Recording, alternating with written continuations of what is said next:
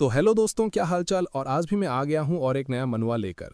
Video आगे देखने से पहले जो भी नया आया है वो सब्सक्राइब कर लेना और लाइक करो, और हो सके तो वीडियो में हाइप भी कर देना ताकि मेरा वीडियो आगे और भी लोग देखें।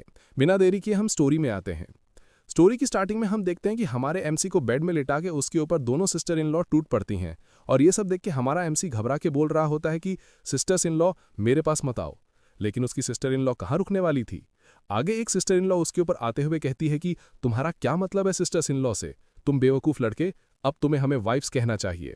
और दूसरी सिस्टर इन लॉ भी कहती है कि हस्बैंड एक अच्छे बच्चे बनो, अगर तुम्हें समझ नहीं आ रहा तो हम तुम्हें सिखा देंगे। और वो दोनों हमारे एमसी को अपने वाटरमेलन से चिपका लेती हैं, और ये देख के हमारा एमसी मन में ही कहता है कि लेकिन सिस्टर्स इन लॉ, मैं अब बेवकूफ़ नहीं हूं। ऑफिस सीन शिफ्ट होता है और हमें पता चलता है कि ये सब कैसे हुआ।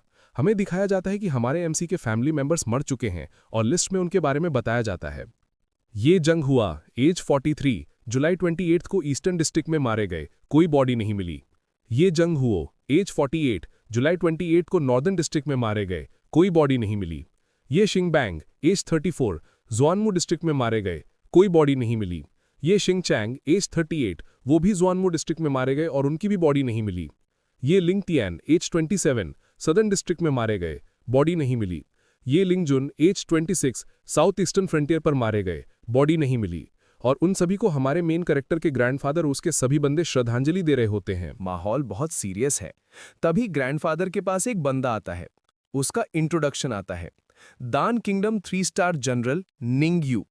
निंगयू आगे आकर कहता है, एल्डर, ये दुश्मन का प्लान बहुत ही मेटिकुलस यानी बारीकी से बनाया हुआ था, हमने कभी एक्सपेक्ट नहीं किया था।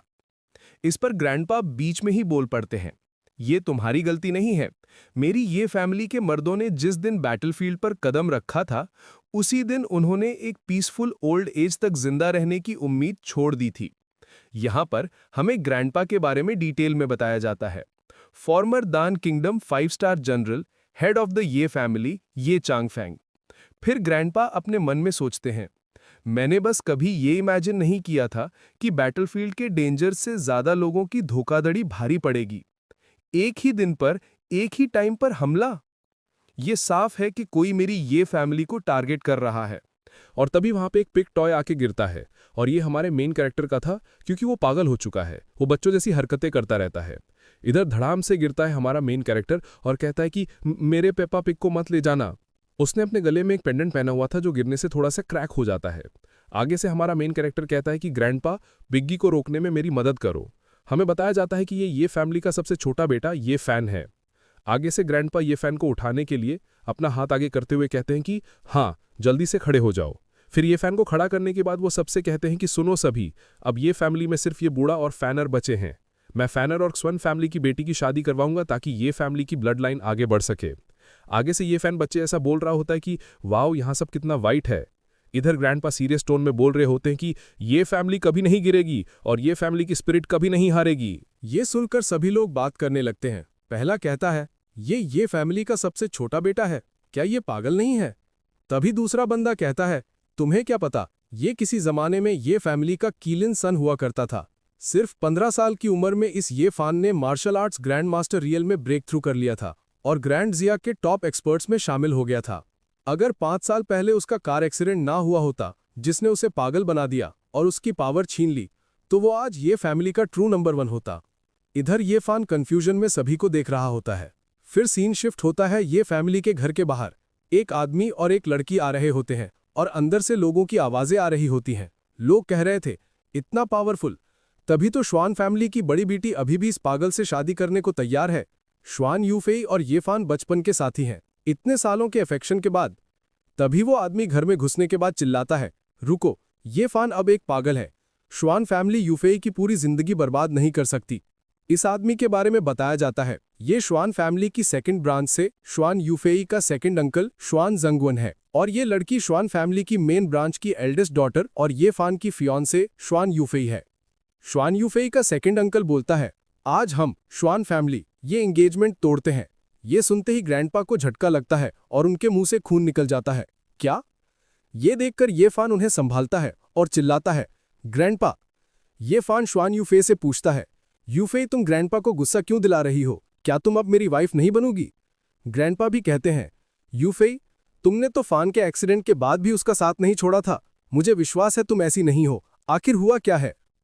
लेकिन श्वान यूफेई कुछ बोल नहीं पाती, बस मैं बोलकर रह जाती है। उसके बोलने से पहले ही उसका अंकल आगे आता है। अब तुम्हारी ये फैमिली में सिर्फ एक पागल और एक बूढ़ा बचा है। तुम 5 साल पहले वाली फैमिली से कंपेयर नहीं कर सकती। हम पहले इसीलिए शादी कर रहे थे क्योंकि ये फैमिली अपनी पावर के पीक पर थी, लेकिन अब अपनी औकात देखो। ग्रैंडपा गुस्से में कहते हैं, बहुत बढ़िया। ताकत को पूजना और कमजोर को कुचलना, हवा का रुख देखकर बदल जाना। आज मैंने तुम्हारा असली चेहरा देख लिया। श्वान यूफेई सैड होते हुए कहती है, आई एम सॉरी ब्रदर फान, मैं तुमसे शादी नहीं कर सकती। ये फान कहता है, लेकिन हम साथ में कितने अच्छे थे। तभी वहां ये फान की सिस्टर इन लॉ की आवाज आती है, अगर वो इससे शादी नहीं करेगी तो हम करेंगे। ये वही दोनों सिस्टर इन लॉ थीं। इन दोनों को देखने के बाद सभी लोग शौक में चिल्लाने लगते हैं। ये तो ये फैमिली के सबसे बड़े और 7वें बेटे की होने वाली बीवियां हैं। ये फैन की भाभियां ये फ्यूनरल पर आई हैं और मॉर्निंग भी कर रही हैं। एक दान की 3 स्टार वैल्करी है और दूसरी साउथ वेस्ट फार्मास्यूटिकल इंडस्ट्री की हेड सू फैमिली की बड़ी बेटी। ये फैमिली की बहुएं सच में एक्सेप्शनल है। सबसे बड़ी सिस्टर इन लॉ आगे आती है और कहती है, मैं ये फैमिली की सबसे बड़ी सिस्टर इन लॉ यूलिंग लॉन्ग। सबसे छोटी वाली आती है और कहती है, मैं ये फैमिली की 7वीं सिस्टर इन लॉ सू युक्शवे। दोनों ये फैन के पास आ जाती हैं और उसके साथ चिपक जाती हैं। यू लिंगलोंग ऐलान करती हैं, हम ये फैमिली की 7 सिस्टर इन लॉज की तरफ से ये फैन से शादी करने और फैमिली लाइन आगे बढ़ाने के लिए तैयार है। ये सब देखकर ये फैन भी कंफ्यूज था। श्वेन यूफेई और उसका अंकल शॉक हो जाते हैं। क्या? बाकी लोग चिल्लाकर बोलते, होली क्रैप, मैंने सब देख लिया। 7 सिस्टर इन लॉज एक साथ उस पागल ये फैन से शादी करेंगी। उन 7 में से कोई भी एक गॉडेस है और वो सब इस पागल को मिल रही हैं। क्या हिम्मत है! ऐसे वक्त में ये फैमिली को नहीं छोड़ा और उनकी इज्जत बचाई। शायद वो सिर्फ ये फैमिली की फेस सेव करने की कोशिश कर रही हैं। जल्द ही एंगेजमेंट तोड़ देंगी। वो दोनों सिस्टर इन लॉज ये फैन को अपने अपने वाटरमेलन में घुसा देती हैं। ये महसूस करके ये फैन मन में बोलता है, नहीं रुको, बहुत गर्म है। उसके गले में जो पेंडेंट था वो ग्लो करने लगता है। ये फैन बोलता है, मेरा सीना जल रहा है। पेंडेंट एनर्जी बाहर फेंकते हुए टूट जाता है। ये टूटने के बाद ये फैन कहता है, डैम, 5 साल हो गए, आखिरकार मैंने सील तोड़ दी और मार्शल वनरेबल रील में एंटर कर लिया। हमें ये फैन बताता है, 5 साल पहले जब मैं मार्शल वनरेबल रील में ब्रेक थ्रू करने की रिसर्च कर रहा था, मुझ पर हमला हुआ, मेरी आत्मा के टुकड़े हो गए। किस्मत से मैंने अपनी 90% सोल इस जेड पेंडेंट में सील कर दी थी। भले ही जेड पेंडेंट में हजारों स्क्रिप्चर्स और खजाने थे और मेरी आत्मा को ट्रेन करने के मौके मिले, लेकिन बिना बाहरी मदद के मैं वापस नहीं आ सकता था। यह इंतजार 5 साल लंबा था और मेरे अंकल्स और ब्रदर्स एक ही दिन मारे गए। और वो असैसिनेशन अटेम्प्ट 5 साल पहले। वो सोचता है, इसके पीछे कौन है? वो गुस्से में आ जाता है। अब जब मेरी सोल वापस आ गई है और मैं पीक ऑफ मार्शल वनरेबल रील्म पर हूं, तो मैं ग्रैंड ज़ाया में किसी से नहीं डरने वाला हूं। मैं उन सभी क्रिमिनल्स को बाहर निकालूंगा और खून के आंसू रुलाऊंगा। इधर वो बाहर से पागल जैसा ही प्रिटेंड करता है, लेकिन अभी ये बहुत गर्म है। श्वेन यूफेई का अंकल हंसते हुए बोलता है, टिस्क, ये तो सच में पागल है। भले ही ये फैन ठीक हो जाए, वो असैसिन से नहीं बच पाएगा। तुम सब विधवा ही बनोगी। यूलिंग लॉन्ग कहती है, हमें तुम्हारी चिंता की जरूरत नहीं, ये हमारी ये फैमिली का इंटरनल मैटर है। ये फैन मन में सोचता है, सिस्टर इन लॉज ने पब्लिकली मुझसे शादी का अनाउंस करके ये फैमिली को सपोर्ट किया है। अगर मैंने अभी अपनी ट्रू स्ट्रेंथ दिखा दी तो मास्टरमाइंड डेफिनेटली सब पर ऑल आउट अटैक कर देगा। फैमिली और भाभियों को बचाने के लिए मुझे थोड़ी देर और पागल बनने का नाटक करना ही पड़ेगा। वो अपनी पागलों वाली एक्टिंग जारी रखता है और यू लिंगलोंग के साथ चिपक जाता है। थैंक यू बिग सिस्टर, क्या आप अब से मेरे साथ खेलोगी? यू लिंगलोंग शर्मा जाती है। तुम्हारा क्या मतलब है बिग सिस्टर से? ये फैन सोचता है, ये फैमिली और सिस्टर इन लॉज को प्रोटेक्ट करने के लिए मुझे अभी पागल बनना ही होगा। तभी यू लिंगलोंग ग्रैंडपा के आगे आती है। ग्रैंडपा, मैं अभी भी आपकी ग्रैंड डॉटर इन लॉ हूं, बाकी सब मुझ पर छोड़ दीजिए। ग्रैंडपा खुश हो जाते हैं। Good good. यू लिंगलोंग ये फैन के आगे खड़ी होती है और श्वेन यूफाई को देखते हुए कहती है, श्वेन यूफाई, ये फैन की वाइफ होने के नाते मैं डिक्लेयर करती हूं तुम्हारी एंगेजमेंट यहीं खत्म होती है, नल एंड वॉइड। श्वेन यूफाई बस इतना कहती है, आई एम सॉरी। ये फैन मन में बोलता है, जो मुझे छोड़ गए उन्हें मैं चेज नहीं करूंगा। अब मैं ये फैमिली को वापस उसकी पुरानी शान और पावर दिलाऊंगा। फिर वो सीन वहीं से स्टार्ट होता है जहां से शुरू हुआ था। उसके दोनों सिस्टर्स इन लॉ उसके ऊपर चढ़ चुके थे बेड में। यूलिंग लॉन्ग बोलती है, सिस्टर यीशवे, पहले हम दोनों शुरू करेंगे। अगले महीने से बाकी 5 बहनें बारी बारी से लिटिल फैन के साथ रहेंगी। हमें ये फैमिली के लिए ढेर सारे डिसेंडेंट्स बनाने हैं ताकि हम दुश्मनों से बदला ले सकें। सू यीशवे कहती है, हाँ, मैं अपना बेस्ट दूंगी। सो यीशवे अपना काम करती है। ये सब अपने ऊपर होता हुआ देखकर ये फन मन में बोलता है, ये वो गेटिंग स्ट्रॉन्गर नहीं है जो मैंने सोचा था। इस बात दोनों एक साथ टूट पड़ते हैं। ये फन चिल्लाता है, रुको, मुझे कुछ कहना है। उन तीनों का हार्ड वर्क चलता है एक साथ। ये फन चिल्लाता है, तुम लोग तो सीरियस हो। फ्यूनरल खत्म होने के बाद सीन शिफ्ट होता है किसी दूसरी जगह। वहां एक बंदा एल्डर जैंग नाम के शख्स को रिपोर्ट दे रहा था। ये फैमिली का फ्यूनरल खत्म हो गया है, सब कुछ शांति से निपट गया और ये चैंग फ्रेंड के रवैये में कोई अजीब बात नहीं थी। लेकिन ये फैमिली की सातों सिस्टर्स इन लॉ ने पब्लिकली अनाउंस किया है वो ये फन से शादी करेंगी। हमें अब क्या करना चाहिए? ये सुनते ही एल्डर जांग, जो वहां बुद्धा की मूर्ति के सामने पूजा कर रहा था, गुस्से में आ जाता है। वो इस वक्त ये फैमिली के करीब जाने की हिम्मत कर रही हैं। बिल्कुल, हमें बंदर को डराने के लिए मुर्गी को मारना ही होगा। वैसे 5 साल पहले वाला कार एक्सीडेंट काफ़ी अच्छे से हैंडल किया गया था। उसी आदमी को कहो इस मामले को भी संभाले। सबऑर्डिनेट थोड़ा हिचकिचाते हुए कहता है, वो तो बस एक पागल है, जब तक वो पागल रहेगा उसे जिंदा रहने दिया जा सकता है। लेकिन ये सुनते ही एल्डर जैंग अपने हाथ में पकड़ी हुई माला तोड़ देता है और दाने बिखर जाते हैं। वो गुस्से में ऑर्डर देता है, अगर वो कोई भी अजीब हरकत करे तो तुरंत एक्शन लो, बिना कोई सवाल किए उसे मार डालो। सबऑर्डिनेट सर झुकाकर कहता है, यस सर। वहीं दूसरी तरफ फ्यूनरल खत्म होने के बाद ये सन के घर में ग्रैंडपा उन सभी भाभियों से बात कर रहे थे। लिंगलोंग, यानक्यू, ईश्वे, आज के लिए तुम सबका शुक्रिया, लेकिन अब फ्यूनरल खत्म हो चुका है, तुम सबको चले जाना चाहिए। हमारी ये फैमिली अब तुम्हें और नहीं रोक सकती। लेकिन यू लिंगलोंग आगे आती है और कहती है, ग्रैंडपा, हम ये फन से शादी करना चाहते हैं और ये फैमिली की ब्लड लाइन को आगे बढ़ाना चाहते हैं। ये कोई मजाक नहीं है। ग्रैंडपा हैरानी से पूछते हैं, आखिर तुम सब ऐसा क्यों कर रही हो? तभी यू लिंगलोंग ये फन को पकड़ लेती है और ऐलान करती है, ग्रैंडपा, हमारा फैसला फाइनल है। अब से हम सातों बहनें बारी बारी हर महीने ये फन के साथ रहेंगी। हमें ये फैमिली के लिए ढेर सारे वंशज छोड़ने हैं और ये फैमिली का बदला लेना है। ये सुनते ही ये फन मनी मन शॉक हो जाता है। 7 सिस्टर्स इन लॉ और ये सब सीरियस हैं। 1 महीने में 1 पर्सन, क्या ये मुझे ब्रीडिंग मशीन समझ रही हैं? तभी यू लिंगलोंग ये फन को आवाज लगाती है, लिटिल फैन। उसे अचानक ये फन का ऑरा फील होता है। वो हैरानी से पूछती है, क्या अभी तुम्हारा ऑरा फ्लक्चुएट हुआ था? ये फन तुरंत अपनी एक्टिंग शुरू कर देता है और बच्चों की तरह चिल्लाता है, अवेंज, ब्यू ब्यू, अवेंज। ये देखकर यू लिंगलोंग अपना सर पकड़ लेती है। लगता है ये सिर्फ मेरा वहम था। फिर वो ये फन का चेहरा अपने हाथों में लेती है और कहती है, लेकिन ये फैन, चाहे तुम मुझे समझ पाओ या नहीं, ये बात याद रखना, तुम कभी ग्रैंशिया के नंबर 1 जीनियस हुआ करते थे जो सबसे ऊपर खड़ा था। तुम वो सब दोबारा कर सकते हो। हम सातों प्योर गर्ल्स तुमसे शादी कर रही है और पूरी लाइफ तुम्हें फॉलो करेंगी। अगर तुमने हम में से किसी को भी निराश किया तो मैं अपनी तलवार लेकर दुनिया के आखिरी कोने तक तुम्हारा शिकार करूंगी। ये फैन मन में कहता है, सही बात है, ये सब दुनिया की परवाह किए बिना मुझसे शादी कर रही हैं। इनका हौसला और कुर्बानी वाकई बहुत बड़ी है।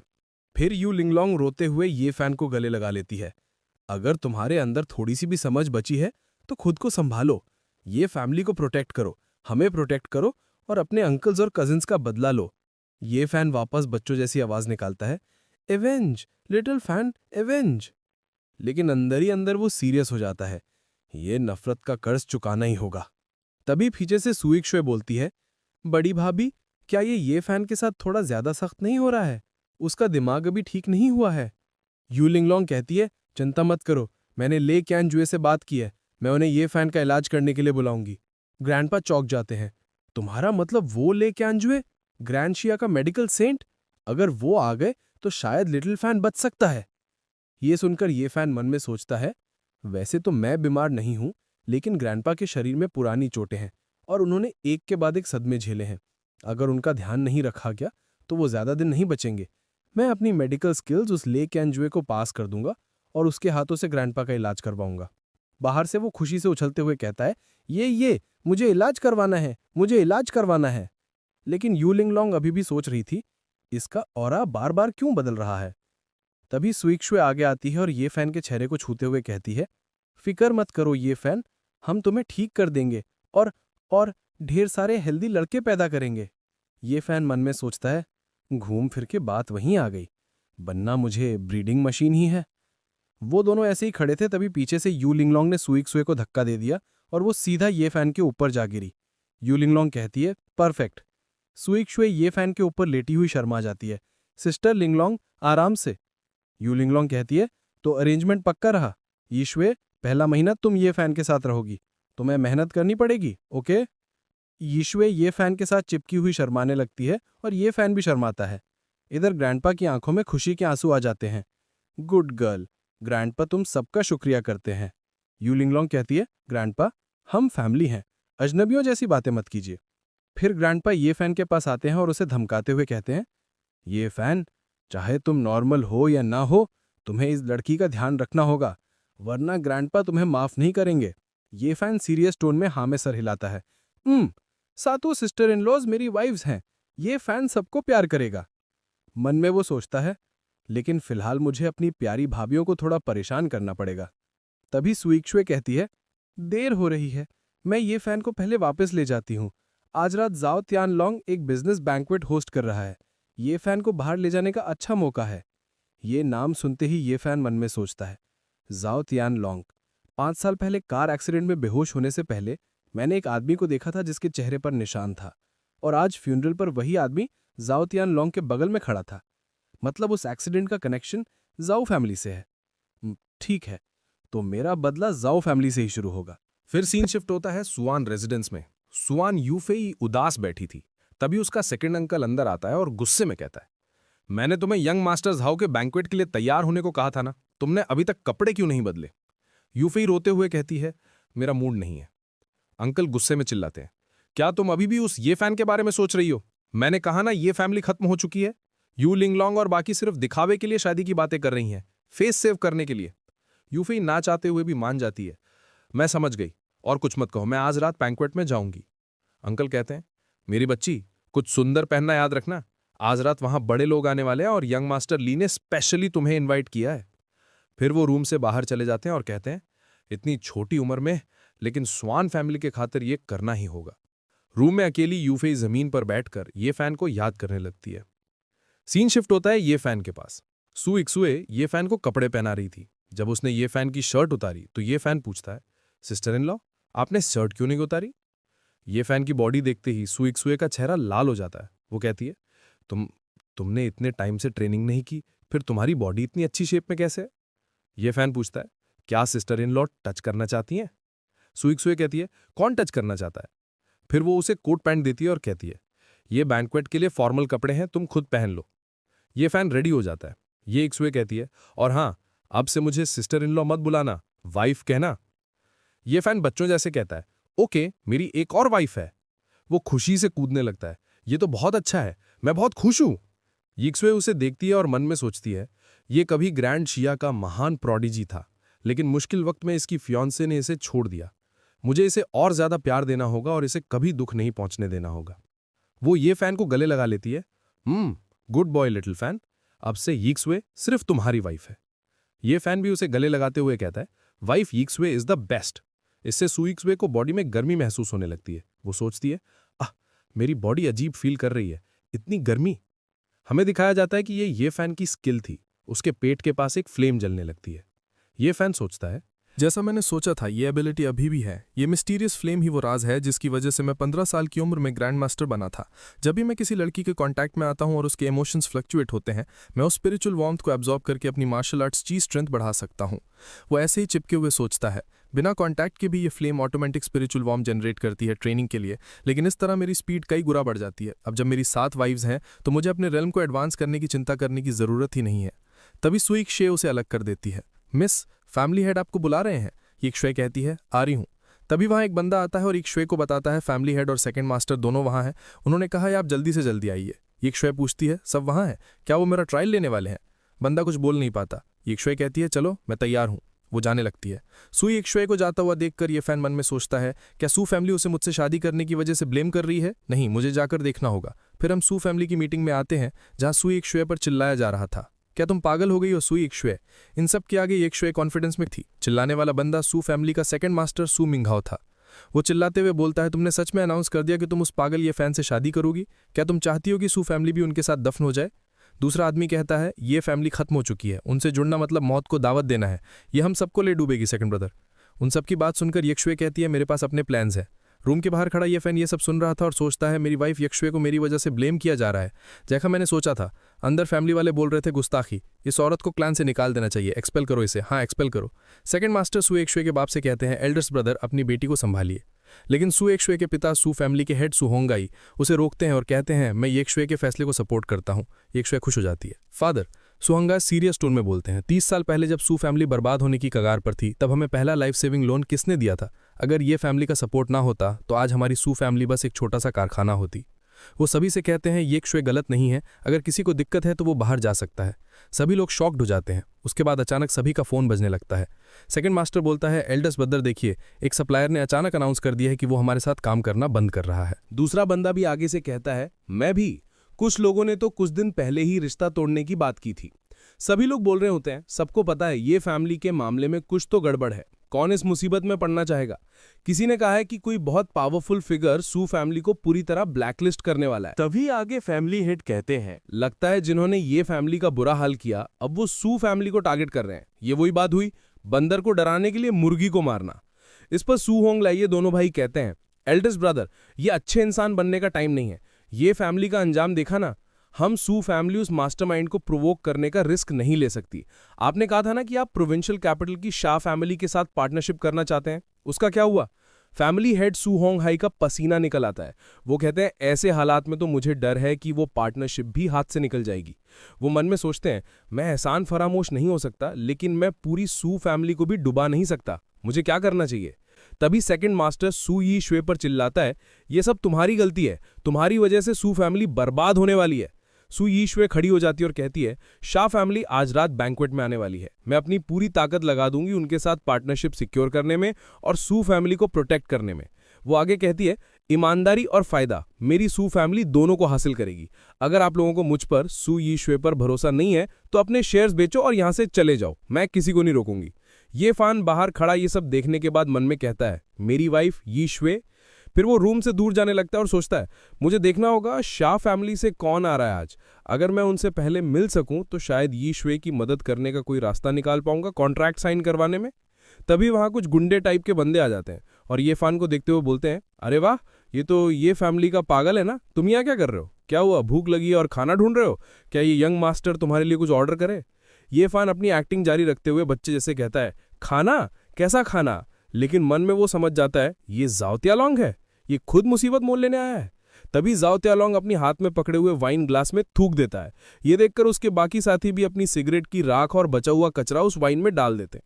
जाओ त्यालोंग वो ग्लास ये फान को देते हुए कहता है, ये लो यंग मास्टर, ये के लिए स्पेशल वेलकम ड्रिंक मैंने खुद बनाई है, चलो पियो इसे।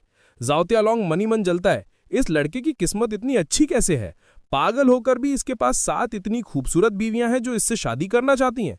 आज मैं सबको दिखा दूंगा कि ये फान पूरी तरह खत्म हो चुका है। उसके चमचे भी कहते हैं, ब्रदर लॉन्ग को थैंक यू बोलना मत भूलना, चलो पियो, बहुत टेस्टी है। ये फान वो ग्लास ले लेता और कहता है, थैंक यू ब्रदर लॉन्ग।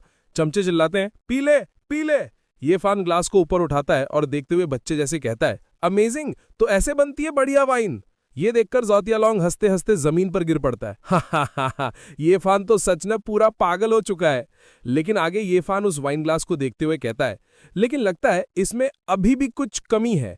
ये सुनकर जाओ त्यालोंग और जोर से हंसता है, बहुत बढ़िया, हा। तभी ये फैन वहां साफ सफाई करने वाली आंटी को देखता है और उन्हें रोकता है, रुको। और फिर उनकी बाल्टी का गंदा पानी उस ग्लास में डालने लगता है और बोल रहा होता है, हमें इसमें थोड़े और इंग्रेडिएंट्स डालने होंगे ताकि इसका टेस्ट और भी अच्छा हो जाए। ये देखकर आंटी चिल्लाती हैं, अरे वो गंदा पानी है। ये सब देखकर जाओ त्यालोंग पेड़ पकड़कर हंसने लगता है, हा, इसका वीडियो बनाओ। उसके चमचे वीडियो बनाने लगते हैं और कहते हैं, सबको दिखाओ कि कैसे ये महान प्रोडिजी शौक से टॉयलेट का पानी पी रहा है। ही। वो लोग हंसी रहे थे कि तभी ये फैन आगे बढ़ता है और जाओ त्यालोंग का गला पकड़ लेता है। जाओ शौक हो जाता है, तुम क्या कर रहे हो? इससे पहले कि वो कुछ समझ पाता, ये फैन वो गंदा वाइन जाओ त्यालोंग को ही पिला देता है और कहता है, अच्छी चीजें मिल बांटकर खानी चाहिए, ब्रदर जाओ पहले आप पीजिए। गंदा वाइन पीने के बाद जाओ की हालत खराब हो जाती है और वो उल्टी कर देता है। वो गुस्से में कहता है, तुमने मुझे ये सब पिलाया कमीने, मैं तुम्हें छोड़ूंगा नहीं। ये फैन अपनी बच्चों वाली एक्टिंग जारी रखते हुए कहता है, क्या हुआ, क्या टेस्ट अच्छा नहीं था? मेरी वाइफ इत्सुए मुझे पीने नहीं देती, लेकिन क्योंकि आपने ऑफर किया था तो शुक्रिया अदा करने के लिए ये ड्रिंक मैं आपको वापस ही दे सकता था। ये सब एक्टिंग के बाद वो मन में सोचता है, इन 5 सालों में मैंने उस ऑब्जेक्ट से सिर्फ मार्शल आर्ट्स ही नहीं बल्कि 13 मास्टर्स का 100 साल का दुनियादारी का एक्सपीरियंस भी हासिल किया है। इस जैसे लोगों से निपटना मेरे लिए बाएं हाथ का खेल है। तभी जाओ त्यालोंग खड़ा हो जाता है और अपने बंदों को ऑर्डर देता है, पकड़ो इसे, मेरे लिए इसे मार मार के खत्म कर दो। आगे उसके सभी बंदे अटैक कर देते हैं ये फैन के ऊपर। ये देखकर ये फैन भी रेडी हो चुका था अपना पावर दिखाने के लिए। वो मन में सोचता है तो ये अटैक करने ही वाले हैं, लेकिन तभी आवाज आती है रुको। तभी ये फैन के पीछे से एक बंदा आता है जो अटैक कर देता है उन सभी के ऊपर और गुस्से में कहता है मेरे ब्रदर फैन के एक बाल को भी छूने की हिम्मत किसने की। वो आगे जाते हुए दो बंदों के सर पकड़कर आपस में भिड़ा देता है। ये सब देखने के बाद जाओ तियानलोंग बोल रहा होता है तुम यहाँ क्यों हो, तुम तो शहर से बाहर थे ना। आगे से वो बंदा कहता है अगर मैं नहीं आता तो मेरे ब्रदर फैन को कौन प्रोटेक्ट करता। हमें बताया जाता है कि ये फैन का जिगरी यार वोंग फुकुई है। फुकुई को देखने के बाद ये फैन मन में सोचता है फुकुई मेरे साथ बड़ा हुआ है, जिन 5 सालों में मैं पागल था ये हमेशा मेरे साइड में रहा ताकि कोई मुझे परेशान न कर सके। जब सही वक्त आएगा मैं इसका एहसान जरूर चुकाऊंगा। तभी जाओ तियानलोंग का चमचा उसे समझाता है ब्रदर लॉन्ग, वोंग फुकुई की स्किल्स पूरे शहर में बेस्ट हैं, हमें इससे पंगा नहीं लेना चाहिए। वो दोनों वहां से जाने लगते हैं। चलो यहाँ से। जाते जाते जाओ तियानलोंग मन में सोचता है मैं नहीं मानता कि वोंग फुकुई सारी जिंदगी ये फैन को प्रोटेक्ट कर पाएगा। आज नहीं तो कल सू यिचे मेरी होगी। उनके जाने के बाद फुकुई कहता है मैंने सब सुन लिया ब्रदर फैन। वो ये फैन को गले लगा लेता है और कहता है तुम तो छुपे रुस्तम निकले, 7 खूबसूरत भाभियां तुमसे शादी करना चाहती हैं, अगर तुम होश में होते तो खुशी से पागल हो जाते। फुकुई की पकड़ इतनी मजबूत थी कि ये फैन का दम घुटने लगता है। वो मन में चिल्लाता है अरे क्या मैं वैसा इंसान हूं, छोड़ो मुझे। तभी फुकुई ये फैन को घूर घूर कर देखने लगता है। ये फैन सोचता है ये ऐसे क्यों देख रहा है। फुकुई को कुछ महसूस होता है। वो आगे ये फैन को सूंघने लगता है और बोलता है बड़े भाई तुम्हारा ऑरा कुछ अलग लग रहा है, कहीं तुम ठीक तो नहीं हो गए। ये देखकर ये फैन सोचता है ये बंदा बहुत तेज है, मैं इसे पता नहीं लगने दे सकता। तभी आवाज आती है लिटिल फैन तुम यहाँ क्या कर रहे हो। ये सू एक शुए थी। वो आगे आते हुए कहती है मैं बस अपना मेकअप ठीक कर रही थी और तुम गायब हो गए। मैंने कहा था ना कि चुपचाप मेरा इंतजार करना, तुम ठीक तो हो ना। ये फैन आगे सुएक शुए का हाथ पकड़ लेता है और कहता है जब तक मेरी वाइफ यीशुए यहाँ है लिटिल फैन एकदम ठीक है। तभी फुगुई सुएक शुए को देखकर ग्रीट करता है प्रणाम छोटी भाभी, फिक्र मत कीजिए छोटी भाभी, मैं वांग फुगुई अपनी जान देकर ब्रदर फैन को प्रोटेक्ट करूंगा। सुएक शुए कहती है तुम वापस आ गए, चलो अच्छा हुआ। फिर सीन शिफ्ट होता है बैंक्वेट में जहां होस्ट बता रही होती है आज हमारे बीच शिया ग्रुप के प्रेसिडेंट मिस्टर शिया हाउ मौजूद हैं। कहा जा रहा है कि प्रेसिडेंट शिया हमारे शहर की एक कंपनी के साथ पार्टनरशिप करने वाले हैं, स्वागत कीजिए प्रेसिडेंट शिया का। तभी वहां से सुएक शुए, येफान और फुगुई भी आ जाते हैं। सुएक शुए फुगुई से कहती है मुझे शिया फैमिली से पार्टनरशिप के बारे में बात करने जाना है, तो मैं लिटिल फैन को तुम्हारे पास छोड़ रही हूं। फुगुई कहता है मैंने सुना है कि झाओ फैमिली इस पार्टनरशिप को जीतने के लिए कुछ भी करेगी, मेरी प्यारी भाभी आप सावधान रहिएगा। तभी शिया ग्रुप के प्रेसिडेंट शिया हाउ आ जाते हैं और सबको हेलो बोलते हैं। झाओ तानलोंग भी वहां आ गया था और सोच रहा होता है एक बार मैंने शिया फैमिली के साथ डील पक्की कर ली, फिर तो सुएक शुए को घुटनों पर आकर मुझसे भीख मांगनी पड़ेगी। होस्ट माइक लेकर शिया हाउ से पूछती है प्रेसिडेंट शिया आपका झाओ फैमिली के बैंक्वेट में आना, क्या इसका मतलब यह है कि आप उनके साथ पार्टनर करने वाले हैं। आगे से शिया हो कहते हैं झाओ फैमिली बेशक एक अच्छा ऑप्शन है, लेकिन क्लाउड सिटी का मार्केट बहुत बड़ा है। हमारा शिया ग्रुप सभी मेजर कंपनीज के साथ पार्टनरशिप का स्वागत करता है। ये सुनकर झाओ तानलोंग शौक में कहता है इस बुढ़े का क्या मतलब है। इधर सुएक शुए शिया हाउ की बात सुनकर खुश होते हुए कहती है लिटिल फैन तुमने सुना हमारे पास शिया फैमिली के साथ चांस हो सकता है। शिया हाउ को देखते ही येफान पहचान जाता है ये आदमी। तभी शिया हाउ की नजर येफान पर पड़ती है और वो चिल्ला के कहते हैं डिवाइन डॉक्टर। ये सुनकर सभी चौंक जाते हैं और येफेन को देखने लगते हैं। शाह आगे आते हैं येफेन के पास और कहते हैं डिवाइन डॉक्टर आखिरकार मैंने आपको ढूंढ ही लिया, अब मैं आपका वो एहसान चुका सकता हूं जब आपने मेरी जान बचाई थी। शाह को येफेन के साथ हाथ मिलाता हुआ देखकर सभी लोग हैरानी में कहते हैं क्या वो पागल प्रोविंशियल कैपिटल की शाह फैमिली के किसी बंदे को जानता है। सू फैमिली की तो लॉटरी लग गई, अब तो शाह फैमिली पक्का उन्हीं को चूज करेगी। ये सब देखकर जाओ तियानलोंग गुस्से में बोल रहा होता है प्रेसिडेंट शाह उस पागल के पास क्यों गए। फिर वो पास जाता है और चिल्लाते हुए कहता है प्रेसिडेंट शाह आपको गलतफहमी हुई है, ये एक पागल है, ये भला मेडिकल स्किल्स कैसे जान सकता है और किसी को कैसे बचा सकता है। वो आगे बोलता है शाहाओ को देख के वैसे भी आप ये फैमिली की हालत जानते हैं, उनसे दूर रहने में ही भलाई है। इस पर शाहाओ चिल्ला के कहते हैं मुझे कोई गलतफहमी नहीं हुई है। वो आगे बताते हैं 5 साल पहले जब मैं मौत के मुंह में था तब इसी डिवाइन डॉक्टर ने मेरी जान बचाई थी, लेकिन डिवाइन डॉक्टर पागल कैसे हो गए। सू यिचे कहती है मेरे मंगेतर का 5 साल पहले कार एक्सीडेंट हुआ था और उनके दिमाग पर असर पड़ा था। ये बात सुन के शाहाओ कहते हैं तो ये बात है यंग मास्टर, ये कभी एक महान जीनियस थे जो मार्शल आर्ट्स और मेडिकल आर्ट्स दोनों में माहिर थे, जरूर मुझे बचाने के बाद ही उनका एक्सीडेंट हुआ होगा, सब कुछ मैच कर रहा है। वो सू यिक्शुए से कहते हैं, मिस सू, आपकी फैमिली फार्मास्यूटिकल बिजनेस में है ना? क्या आप पार्टनरशिप में इंटरेस्टेड हैं? सू यिक्शुए चौंक जाती है और कहती है, क्या आप सच में हमसे पार्टनर करना चाहते हैं? शाहो की बात सुनकर जाओ तियानलोंग बौखला जाता है और शाहो का हाथ पकड़ लेता है। प्रेसिडेंट शाह, सू फैमिली को सभी बड़े पार्टनर्स ने ब्लैकलिस्ट कर दिया है क्योंकि वो ये फैन के साथ हैं। क्या आपको भी मुसीबत में पड़ने का डर नहीं है? आपको हमारी जाओ फैमिली के बारे में सोचना चाहिए। शाहो झटके से उसका हाथ हटा के कहते हैं, तो क्या हुआ अगर मैं मुसीबत में पड़ गया? अगर यंग मास्टर ये ने उस वक्त मेरी जान नहीं बचाई होती तो आज शाह फैमिली का वजूद ही नहीं होता। जब मिस सू ने ये फैमिली को नहीं छोड़ा तो मैं किस बात से डरूं? फिर शाहो सू यिक्शुए की तरफ हाथ बढ़ाकर ऐलान करते हैं, मैं आज ये अनाउंस करता हूं कि सू फैमिली क्लाउड सिटी में शाह फैमिली की इकलौती पार्टनर है। शाह फैमिली के सारे रास्ते सू फैमिली के लिए पूरी तरह खुले रहेंगे। पूरे साउथ वेस्ट में जो कोई भी सू फैमिली का विरोध करेगा वो शाह फैमिली का दुश्मन माना जाएगा। इससे सू यिक्शु इमोशनल हो जाती है और रोती हुई कहती है, थैंक यू थैंक यू। ये सब देखकर सभी लोग कह रहे होते हैं ये फैमिली में सच में दम है। बुरा वक्त है पर इनका बेस अभी भी स्ट्रांग है। आखिर ये फिन अपने टाइम का असली हीरो था। सू यिक्शु ने सही बंदा चुना, इसकी किस्मत खुल गई है। इधर जाओ तियानलोंग की तो जलकर राख हो जाती है और वो मन में सोचता है, एक पागल, ये हमेशा मेरे प्लान पर पानी क्यों फेर देता है। तभी आगे शाहो इशारे से कहते हैं, तुम्हें मुझे थैंक यू नहीं बोलना चाहिए। इस पर सू यिक्शु समझ जाती है। वो ये फैन को देखती है और फिर उसे गले लगा लेती है और कहती है, लिटिल फैन थैंक यू। उसे गले लगाते हुए ये फैन मन में सोचता है, जब तक मैं अपनी वाइफ यक्सू की हेल्प कर सकता हूँ सब सही है। फिर वो बच्चे के जैसा शाहो के पास भी गले लगने के लिए जाता है और कहता है, आपने मेरी वाइफ की हेल्प की, आप अच्छे इंसान हो, हग। तभी शाहो भी उसे गले लगा लेते हैं और धीरे से कहते हैं, मेरी शाह फैमिली बस इतना ही कर सकती थी, मैं पर्दे के पीछे छुपे उन बड़े लोगों से पंगा नहीं ले सकता। तभी ये फैन अपनी पागलपन वाली एक्टिंग बंद करके शाहो के कान के पास एकदम सीरियस टोन में कहता है, तुमने अच्छा काम किया, मैं तुम्हें निराश नहीं करूंगा। ये बात सुनकर शाहो चौंक जाते हैं और सोचते हैं, डिवाइन डॉक्टर पागल नहीं है। वो ये फैन से कहते हैं, डिवाइन डॉक्टर आप? लेकिन तभी ये फैन उन्हें चुप करवाने के लिए और जोर से गले लगते हुए बच्चे जैसी एक्टिंग करते हुए कहता है, अंकल कितने अच्छे हैं, मुझे हक चाहिए। और उसके बाद वो अपनी एक्टिंग बंद करके सीरियस टोन में ऑर्डर देता है, मेरे खिलाफ प्लानिंग हुई थी, अभी के लिए मुझे शिकार बनने की से बचने के लिए चुपके रहना पड़ेगा। किसी को मत बताना कि मैं ठीक हो गया हूं। जब टाइम आएगा मेरे ऑर्डर्स का वेट करना। इस पर शाहो भी कहते हैं, हाँ हाँ। फिर वो मन में सोचते हैं, 20 साल का लड़का और इतना दिमाग, अगर मैं ये फैमिली का साथ देता हूं तो जब वो दोबारा पावर में आएंगे मेरी शाह फैमिली पक्का ग्रैंड शाह की अगली सुपर पावर बन जाएगी। वो ये फैन को भरोसा दिलाते हैं, आप टेंशन मत लीजिए यंग मास्टर, ये मैं शाहो अपनी पूरी जान लगा दूंगा और पीछे नहीं हटूंगा। तभी आगे से जाओ तियानलोंग बोल रहा होता है, तो हमारी जाओ फैमिली का क्या होगा? क्या हमने साथ मिलकर काम करने का फैसला नहीं किया था? उसे देखने के बाद ये फैन बच्चे की जैसी अपनी एक्टिंग जारी रखते हुए सू यक्सू के पीछे छुप जाता है और कहता है, ये गंदा है, ये बुरा आदमी है, ये मेरी यक्सू वाइफ को चुराना चाहता है। इस पर सू यक्सू उसे शांत करती है, डरो मत डरो मत। ये बात सुनकर शाहो समझ जाते हैं और मन में सोचते हैं, लगता है यंग मास्टर ये ने मुझे अपना पहला काम दे दिया है। आगे शाहो जाओ तियानलोंग को एक जोर का थप्पड़ लगा देते हैं और कहते हैं, क्या तुम मुझे बताओगे कि क्या करना है? मैंने तुमसे कब हाँ कहा था?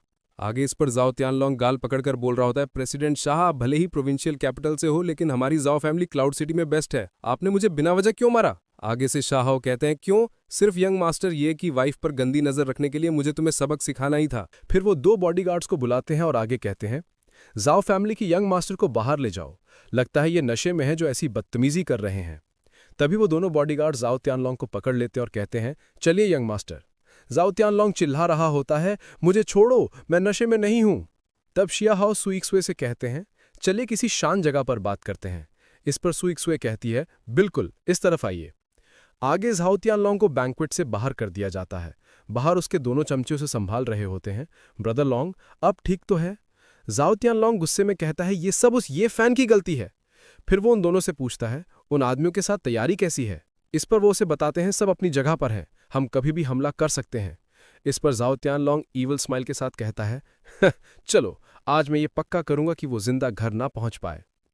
सीन शिफ्ट होता है रास्ते में, जहां बैंक्वेट के बाद ये फैन और सू यिक्शुए कार में घर जा रहे थे। कार के अंदर सू यिक्शुए ये फैन को देखती है। उसे देखने में ये फैन हैंडसम लग रहा था। इससे सू यिक्शुए का फेस लाल हो जाता है और वो मन में सोचती है, मैंने पहले कभी ध्यान नहीं दिया, क्या लिटिल फैन हमेशा से इतना हैंडसम था? आगे ये फैन सू यिक्शुए के पास जाता है और पूछता है, यिक्शुए वाइफ, आप क्या देख रही हो, क्या मैं हैंडसम हूं? इस पर सू यिक्शुए चौंक जाती है और कहती है, मैं नहीं देख रही थी। तो आगे से ये फैन कहता है बिल्कुल बच्चे जैसी एक्टिंग के साथ, हाँ आप देख रही थीं। अगर मेरी यिक्शुए वाइफ को पसंद है तो आज रात मैं आपको जितना चाहो देखने दूंगा। ये बात सुनकर सू यिक्शुए मन में सोचती है, आज रात ही सही। आगे वो ये फैन को अपने साथ बेड में इमेजिन करती है और उसमें वो ये फैन के ऊपर बैठी कहती है, लिटिल फैन, हमें एक बेटे के लिए ये करना ही होगा। इस पर ये फैन कहता है, कैसा लग रहा है, क्या इतना काफी है? ये सब सोचने के बाद इधर सुई शुए का फेस लाल हो चुका था और वो आगे सोचती है, मुझे आज रात लिटिल फैन के साथ सुहाग रात मनानी ही होगी। मुझे नहीं पता कि उसे ये सब आता भी है या नहीं। अगर मुझे उसे सिखाना पड़ा तो बहुत शर्म आएगी। तभी ये फैन आगे अपना हाथ सुई शुए की जांघ पर रख देता है और कहता है, यिक्शुए वाइफ, क्या हुआ? आपका फेस इतना लाल क्यों है? इस हाथ लगाने से सुई शुए को हॉट महसूस होने लगता है और वो कहती है, बहुत गर्मी लग रही है। वो अपनी कार को अच्छे से कंट्रोल नहीं कर पाती और कार को सांप जैसे इधर उधर करके आगे ले जाती है। इस पर यह फैन पूछता है, क्या हुआ? आगे सुई शुए मन में सोचती है, ये क्या हो रहा है? पहले भी ऐसा हुआ था। जब भी मैं लिटिल फैन के करीब आती हूँ, एक गर्म करंट मेरी बॉडी में आता है। फिर वो जैसे तैसे कार को कंट्रोल कर लेती है और ये फैन को देखती है और सोचती है, क्या यही राज है लिटिल फैन के इतना बड़ा जीनियस होने का? क्या सिर्फ उसके करीब आने से मुझे पावर मिल सकती है? फिर आगे ये फैन से कहती है, उस सुआन यू फेई को सच में हीरे की परख नहीं है। इतना प्यारा लिटिल फैन अब से सिर्फ मेरा होगा। तब ये फैन चिपक जाता है सुई शुए के साथ और कहता है, मैं अपनी यिक्शुए वाइफ का हूँ, मुझे अपनी यिक्शुए वाइफ के साथ बेटा चाहिए। इस पर सुई शुए कहती है, हमारा बेटा पक्का बहुत हैंडसम होगा। तभी ये फैन को कुछ तो फील हो जाता है। फिर आगे सुई शुए से कहता है, यिक्शुए वाइफ, मुझे बाथरूम जाने के लिए कार से उतरना है। इस पर सुई शुए भी मान जाती है और कहती है, ठीक है। फिर कार से बाहर जाते हुए ये फैन कहता है, मुझे पॉटी आई है वाइफ, मेरे लिए थोड़ी देर रुकना। इस पर सुई शुए भी कहती है, ठीक है। ये सब जाओ तियानलोंग और उसके बंदे देख रहे होते हैं और कहते हैं, वो पागल ये फैन सच में कार से अपने आप उतर गया। आगे जाओ सभी से कहता है, जाओ सब उसका पीछा करो, उसे जंगल में ही मार डालो। इस पर वो सब कहते हैं, यस। फिर वो ये फैन को ढूंढने चले जाते हैं जंगल में लाइट से लाके। आगे ढूंढते ढूंढते जाओ तियानलोंग गुस्से में कह रहा होता है, वो कहाँ है? इतनी जल्दी गायब कैसे हो गया? लेकिन तभी ये फैन दिख जाता है उसे आगे खड़े हुए। वो देखते हैं और पास जाके पकड़ के कहता है, ये फैन, तुम बच नहीं सकते। इस पर आगे से ये फैन कहता है, मैं ये फैन नहीं हूं। उसने अपने फेस पे मास्क लगा लिया था जिससे जाओ तियानलोंग पहचान नहीं पाता। जाओ चिल्ला के कहता है, डैम, तो क्या तुमने बिल्कुल अपने जैसे कपड़े पहने किसी आदमी को यहाँ पे देखा है? इस पर यह फैन कहता है, अभी देखा, वो उस तरफ गया है, उस चट्टान के पीछे।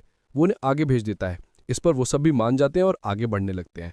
आगे जाओ तियानलोंग बोल रहा होता है, चलो पहले हम ये फैन को मारेंगे, फिर सुई शुए को किडनैप करेंगे। आज मैं उस लड़की पर अपनी सारी भड़ास निकालूंगा। उसे वहां भेजने के बाद ये फैन इधर स्माइल करता है। वो सभी को ये फैन को ढूंढते हुए कुछ देर हो जाती है लेकिन अभी तक नहीं मिला। इससे आगे जाओ तियानलोंग चिल्ला के कहता है, साले ने हमें उल्लू बनाया। तभी यहाँ पे ये फैन भी आ जाता है और कहता है, मैंने उल्लू नहीं बनाया, उस आदमी ने मुझे तुम्हें एक मैसेज देने को भी कहा था। इस पर जाओ तियानलोंग चिल्ला के कहता है, उसने क्या कहा? इस पर ये फैन कहता है, उसने कहा कि बुरे लोग उसका पीछा कर रहे हैं और मुझे तुम सबका खात्मा करने को बोला। इस पर जाओ तियानलोंग शौक में कहता है, तुम्हारा क्या मतलब है? तभी ये फैन अटैक कर चुका था सभी के ऊपर। 3 बंदों को एक साथ सुला देता है एक ही अटैक में। ये सब देख के जाओ तियानलोंग चिल्ला पड़ता है, तुम आखिर हो कौन? इस पर ये फैन कहता है, क्या तुम मुझे पहचान भी नहीं पाए? फिर वो अपना मास्क हटा देता है और अपना ये फैन वाला चेहरा दिखा देता है। ये देख के जाओ तियानलोंग शौक में कहता है, तुम ये फैन हो, तुमने भेस बदला था। आगे शौक में कहता है, नहीं, तुम पागल नहीं हो, तुम नाटक कर रहे थे। उसे पसीना आ चुका था ये फैन को पागल ना देख के। वो आगे बोल रहा होता है, तुम 5 साल छुपे रहे, तुम पक्का ग्रैंड मास्टर लेवल से भी आगे निकल चुके हो और मैंने तुम्हें वैसे बेइज्जत किया और तुम्हारी वाइफ को चुराना चाहा, मैं तो गया। तो आगे से ये फैन भी कहता है, तुमने सिर्फ यही बुरे काम नहीं किए हैं, है ना? आगे ये फैन जाओ तियानलोंग के पीछे जो बंदा है उसकी तरफ इशारा करके कहता है, 5 साल पहले मेरे कार एक्सीडेंट वाली जगह पर मैंने इस आदमी को देखा था जिसके चेहरे पर चाकू का निशान है। इस पर वो बंदा घुटनों पे आ जाता है और गिड़गिड़ाते हुए कहता है, यंग मास्टर, ये मुझे बख्श दो, ये सब यंग मास्टर जाओ ने करवाया था, मैं गलत था, प्लीज मुझे जाने दो। लेकिन ये फैन उस पर रहम नहीं करता, उसे एक पंच मार देता है जिससे वो बंदा वहीं पे खत्म हो जाता है, उसका सर ही गायब हो जाता है। ये सब देखकर जाओ तियानलोंग डर जाता है और अपनी पैंट में मुंह देता है और डरते हुए कहता है, ये कैसा काला जादू है? तुमने इंसान को पाउडर कैसे बना दिया? इस पर आगे से ये फैन भी अपना पावर दिखाते हुए कहता है, मेरी पावर में आग है, ये किसी को भी सीधा राख बना सकती है, क्या तुम ट्राई करना चाहते हो? वो मन में सोचता है, बिल्कुल, सबसे जरूरी चीज वो आग है जो मेरी बॉडी के अंदर है, सिर्फ उसी से मैं ऐसा जादू कर सकता हूँ। फिर आगे जाओ तियानलोंग से कहता है, अब तुम्हारी बारी है सच उगलने की, 5 साल पहले तुम मुझे क्यों मारना चाहते थे? इस पर आगे से जाओ तियानलोंग डर के मारे बोल रहा होता है, यंग मास्टर, ये मैं गलत था, मैं आपको नहीं मारना चाहता था। वो प्रोविंशियल कैपिटल का कोई बहुत बड़ा आदमी था जिसने वहां की लियू फैमिली के जरिए मुझसे ये जबरदस्ती करवाया था। यंग मास्टर, ये मुझे छोड़ो। तो आगे से ये फैन कहता है, प्रोविंशियल कैपिटल की लियू फैमिली, वो मन में सोचता है, एल्डर लियू तो ग्रैंडपा के सबसे वफादार आदमी थे। मैंने सोचा नहीं था कि वो मेरे पीठ पीछे खंजर भोंकेंगे। आगे से जाओ तियानलोंग कांपते हुए बोल रहा होता है, प्रोविंशियल कैपिटल की लियू फैमिली को भी किसी ने ऑर्डर दिया था। मैंने सुना है वो शांगजिंग का कोई बहुत बड़ा आदमी है। लेकिन तभी ये फैन जाओ तियानलोंग का गला पकड़ लेता है और कहता है, शांगजिंग का बड़ा आदमी कौन है वो? इस पर जाओ तियानलोंग तकलीफ में बोलता है, वो मुझे सच में नहीं पता। मुझे बस इतना पता है कि क्लाउड सिटी में हमारी जाओ फैमिली, वांग फैमिली और ली फैमिली शांगजिंग के उसी बड़े आदमी के लिए काम करती हैं। आमतौर पर हम सब प्रोविंशियल कैपिटल की लियू फैमिली के ऑर्डर्स मानते हैं। आगे ये फैन उसे और भी ऊपर उठा देता है और जाओ तियानलोंग बोल रहा होता है, यंग मास्टर ये क्या आप मुझे नहीं मारेंगे? मैं वादा करता हूं कि अपना मुंह बंद रखूंगा। तो इस पर ये फैन कहता है, तुम सच में राज छुपा सकते हो? तो इस पर जाओ तियानलोंग भी कहता है, मैं कर सकता हूं कसम से। लेकिन भाई ये फैन इसे भी खत्म कर देता है, पूरा गायब भी कर देता है एक पंच के साथ। आगे कहता है, अफसोस मुझे तुम पर भरोसा नहीं है। आगे मन ही मन सोचता है, जाओ फैमिली, वांग फैमिली, ली फैमिली, लियू फैमिली, लगता है मुझे एक एक करके सबको साफ करना होगा। और गाइज इसके जितने भी चैप्टर्स आए थे सभी खत्म होते हैं यहाँ पर। तब तक के लिए बाय बाय। जैसा कि हमने पिछले एपिसोड में देखा था, ये फैन ने अपनी खौफनाक फ्लेम्स का इस्तेमाल करके जाओ तियानलोंग और उसके चमचे को पूरी तरह से राख में बदल दिया था। लिटरली उन्हें वहां से गायब ही कर दिया था। उन सभी को मारने के बाद ये फैन आगे बढ़ता है और बड़े ही ठंडे दिमाग से कहता है, ये जाओ फैमिली, वैंग फैमिली, ली फैमिली, लियू फैमिली, लगता है मुझे इन सब को एक एक करके साफ करना पड़ेगा। ये फैन वहां से जाने ही लगता है कि तभी वहां पर सुइक्शुए आ जाती है। वो ये फैन को ढूंढ रही थी और घबराहट में जोर जोर से आवाज लगा रही होती है, लिटिल फैन। ये फैन भी देख लेता है कि सुइक्शुए उसकी तरफ आ रही है। आगे से सुइक्शुए उसे ना पाकर डर के मारे चिल्लाती है, तुम कहाँ हो? सुइक्शुए को इतना ज्यादा घबराया हुआ देखकर ये फैन अपने मन में सोचता है, सुइक्शुए वैसे तो चूहों से सबसे ज्यादा डरती है, फिर भी वो मेरे लिए ऐसी जगह आने को तैयार हो गई।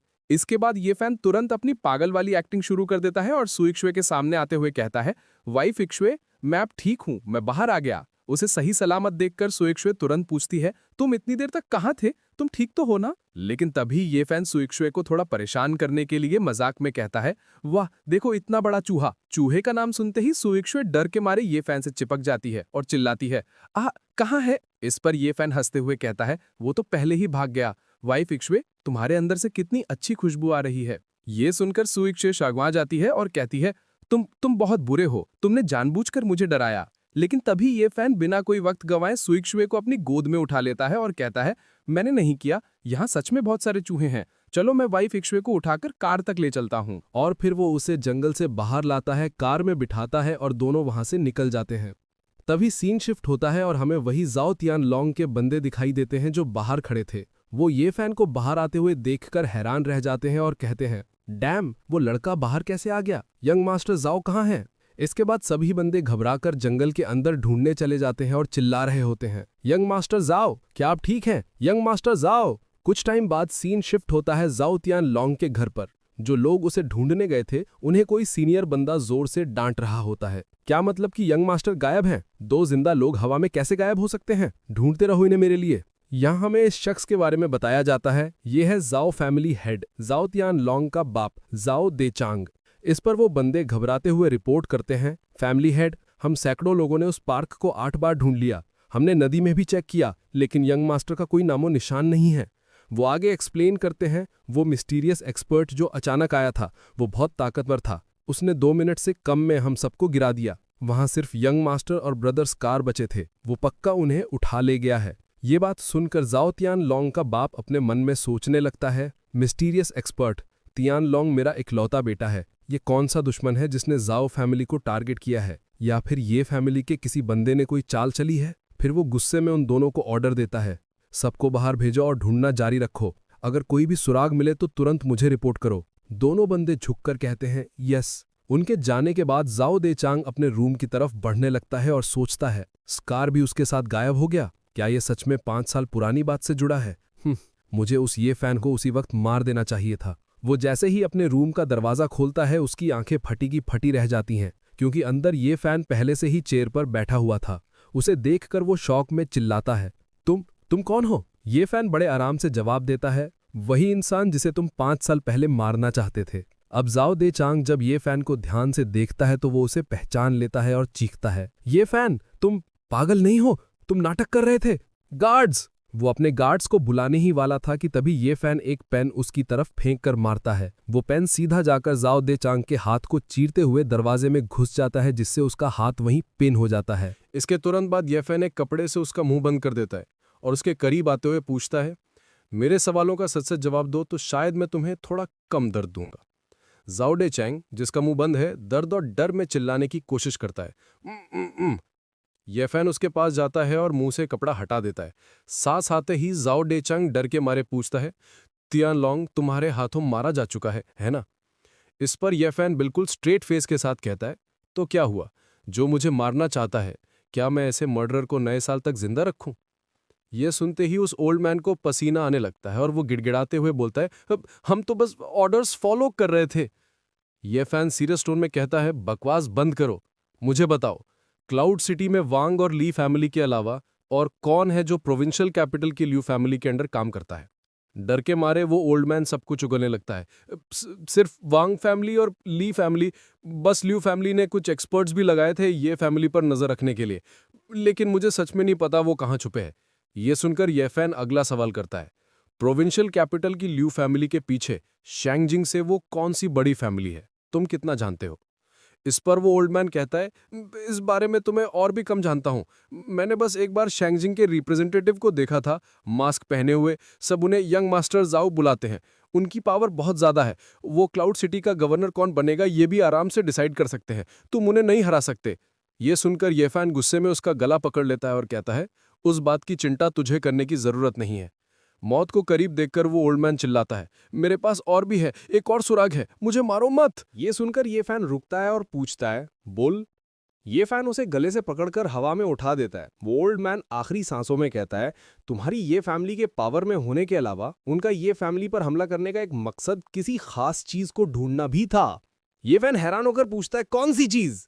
लेकिन तब तक बहुत देर हो चुकी थी। ये फैन की पकड़ इतनी मजबूत थी कि उसका गला दबने लगता है। ओल्ड मैन बस इतना ही बोल पाता है, मुझे सच में नहीं पता, और उसके मुंह से झाग निकलने लगता है। ये देखकर ये फैन कहता है, तो फिर तुम्हें और बोलने की जरूरत नहीं है। और इसी के साथ ये फैन उसे वहीं खत्म कर देता है, अपनी फ्लेम से उसे जलाकर गायब कर देता है। अगले दिन सीन शिफ्ट होता है ये फैन के ग्रैंडपा के पास। ग्रैंडपा ये सारी खबर सुनकर शॉक में थे जो ये फैन ने पिछली रात किया था। वो एक बंदे से कंफर्म करते हुए पूछते हैं, रातों रात जाओ फैमिली के बाप और बेटे गायब हो गए, सेकंड मास्टर की फैमिली का कार एक्सीडेंट हो गया और थर्ड मास्टर बिल्डिंग से गिर गया। इस पर वो बंदा जवाब देता है, सही कहा, अब पूरे क्लाउड सिटी में यही चर्चा चल रही है। ग्रैंडपा समझ जाते हैं और कहते हैं, ये साफ दिख रहा है कि कोई जाओ फैमिली को पूरी तरह मिटाना चाहता है। पता नहीं ये किस एक्सपोर्ट का काम है, उन्होंने ये कितने शानदार तरीके से किया है। यहां रिवील होता है कि ये बंदा कोई और नहीं बल्कि ये family guard captain Leng Feng है। लेंग फेंग आगे रिपोर्ट करता है, हमें पहले ही पता चल गया था कि यंग मास्टर के कार एक्सीडेंट में जाओ फैमिली का हाथ था, लेकिन अब सारे क्लूज कट गए हैं। इस पर ग्रैंडपा फर्म टोन में कहते हैं, भले ही क्लूज कट गए हों, हमें इन्वेस्टिगेशन जारी रखनी होगी। मुझे लग रहा है कि ये फैमिली को टारगेट करने का मामला इतना सीधा नहीं है। और गाइज, इसका चैप्टर यहीं पर खत्म होता है क्योंकि ये एक ही चैप्टर आया था, तो ये वीडियो भी छोटा ही है। मिलते हैं अगले एपिसोड में, तब तक के लिए बाय बाय। तो दोस्तों, पिछले एपिसोड में हमने देखा कि कैसे ये फैन ने अपने दुश्मनों पर कहर बरपा दिया था। उसने जाओ तियानलोंग के बाप को मारने के साथ पूरी फैमिली का सफाया कर दिया। जब अगले दिन ये न्यूज़ उसके ग्रैंडपा को मिलती है तो वो भी हैरान रह जाते हैं। अब इसके बाद क्या हंगामा होने वाला है, चलिए आगे बढ़ते हैं और देखते हैं। सीन स्टार्ट होता है सू फैमिली के मैंशन से, जहां रात हो चुकी थी और चांद चमक रहा था। कमरे के अंदर ये फैन बेड पर लेटा हुआ था और मन ही मन सोच रहा था, अब तक तो जाओ फैमिली के बर्बाद होने की खबर हर जगह फैल चुकी होगी और उसके साथ ही वो दूसरी खबर भी सबको पता चल गई होगी। तभी वहां सुयक्षे आती है। वो ये फैन के पास आती है और अपनी वाइट ड्रेस दिखाते हुए बड़े प्यार से पूछती है, लिटिल फैन, जरा देखो, क्या मैं प्रिटी लग रही हूं? ये सवाल पूछने के बाद सुयक्षे का चेहरा शर्म से लाल हो जाता है और वो मन ही मन सोचती है, आज रात मैं खुद को लिटिल फैन के हवाले कर दूंगी। मुझे शर्माना नहीं चाहिए। लिटिल फैन को इन सब चीजों के बारे में कुछ नहीं पता, मुझे ही इसे आगे बढ़कर सिखाना होगा। तभी ये फैन, जो पागल बनने की एक्टिंग कर रहा था, वो बड़े भोलेपन से जवाब देता है, वाइफ यक्षय पूरी दुनिया में सबसे ज्यादा प्रिटी है। ये सुनकर सुयक्षय खुशी से ब्लश करने लगती है। वो ये फैन के करीब आती है, तुम्हारी जबान कितनी मीठी है। इसके बाद वो हिम्मत करके ये फैन से भूलती है, लिटिल फैन, कम ऑन। लेकिन ये फैन अपनी एक्टिंग कंटिन्यू करते हुए हैरानी से पूछता है, वाइफ यक्षय, कम ऑन, लेकिन आखिर करना क्या है? ये फैन उसे देखकर मन ही मन सोचता है, ये लिटिल सिस्टर इन लॉ जब शर्माती हैं तो कितनी ज्यादा क्यूट लगती हैं। ये फैन के सवाल पर सुयक्षय का चेहरा शर्म से तमतमा जाता है और फिर आगे समझाती है, बस साथ में सोना है और फिर मैं तुम्हारे लिए एक गोल मटोल बच्चे को जन्म दूंगी। ये सुनकर ये फैन अभी भी अनजान बनने का नाटक करता है। वो हंसते हुए कहता है, लेकिन हम अभी सो ही तो रहे हैं ना। सुयक्षय ये सुनकर और भी शर्माते हुए कहती है, ऐसे सोना नहीं। ये फैन मस्ती में उंगली दिखाकर भोलेपन से पूछता है, तो फिर कैसे सोना? सुयक्षय बेचारी शर्म के मारे अटक जाती है, वो तो। और ये सब सुनने के बाद सुयक्षुए ये फैन को बेड में धक्का देते हुए कहती है, तुम बहुत अनोइंग हो। इसके साथ ही वो आगे बढ़कर ये फैन की शर्ट पकड़ लेती है और उसे धीरे से बेड पर पीछे की तरफ लिटा देती है। वो उसके ऊपर झुकते हुए अब थोड़ा शर्माते हुए बोलती है, हमें पहले अपने कपड़े उतारने होंगे। जैसे ही उसने ये कहा, ये फैन ने तुरंत अपना हाथ आगे बढ़ाया और सुयक्षय की ड्रेस पकड़ ली, जैसे वो उसे उतारने में मदद करने वाला हो, और भोलेपन से सुयक्षय से पूछा, वाइफ यक्षली अपने कपड़े क्यों नहीं उतार रही? ये फैन की ये सीधी हरकत देखकर सुयक्षय पानी पानी हो जाती है। उसका चेहरा एकदम लाल पड़ जाता है और आगे कहती है, मैं थोड़ी देर वेट करती हूँ। लेकिन तभी आगे से ये फैन बिल्कुल किसी जिद्दी बच्चे की तरह बिहेव करते हुए कहता है, यार ये तो चीटिंग है, ये सही नहीं है। मुझे चाहिए कि वाइफ यक्षय भी अपने कपड़े उतारे। ये बात सुनके यक्षय शर्म से पूरी लाल हो जाती है और कहती है, नहीं ऐसा मत बोलो। लेकिन अगले ही पल वो शर्म छोड़कर थोड़ा बोल्ड होती है।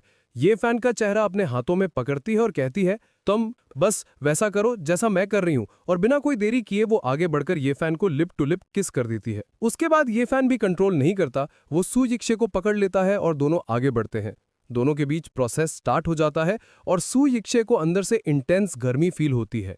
वो पसीने में भीग जाती है और कहती है, बहुत हॉट है, बहुत ज्यादा गर्मी लग रही है। वहीं दूसरी तरफ ये फैन हार्ड वर्क करते हुए अपने मन में सोच रहा होता है, मेरी पावर फिर से लेवल अप होने वाली है। मैं ऑलरेडी पीक लेवल पे हूं और अब बस अगले लेवल पे जाने ही वाला हूं।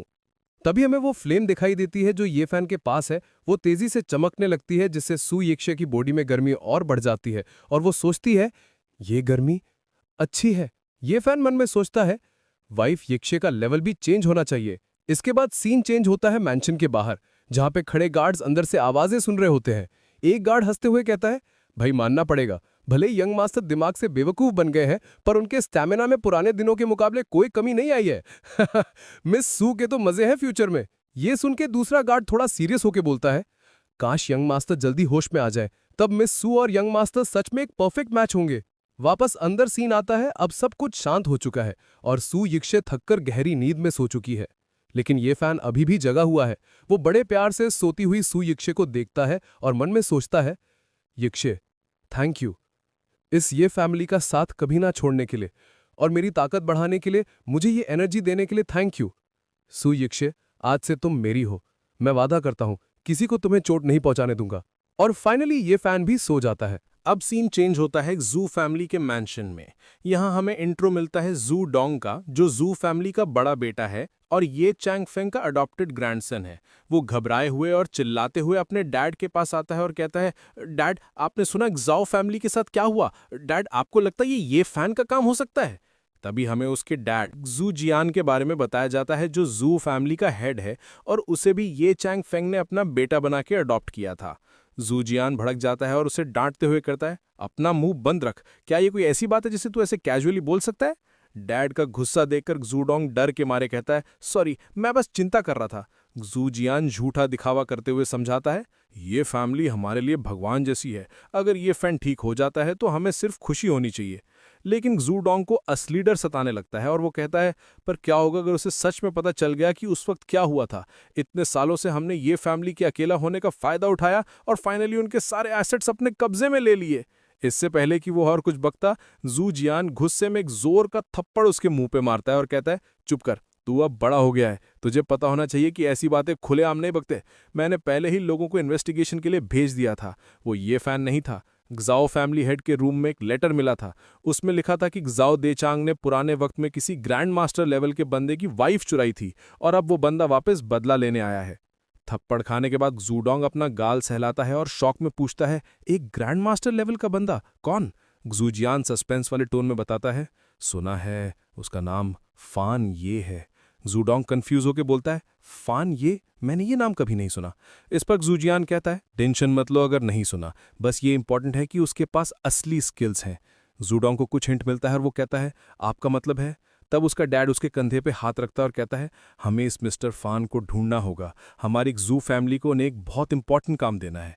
ये सुन के जूडोंग के दिमाग में लालच आ जाता है। वो मनी मन खुश होता है कि बुढ़ा उस एक्सपर्ट को हायर करके ये फैन को टपकाना चाहता है ताकि पूरी ये फैमिली उनकी हो जाए। वो खुशी से उछलते हुए वहां से निकलने लगता है और कहता है, डैड मैं अभी जाता हूं और पता लगाता हूं।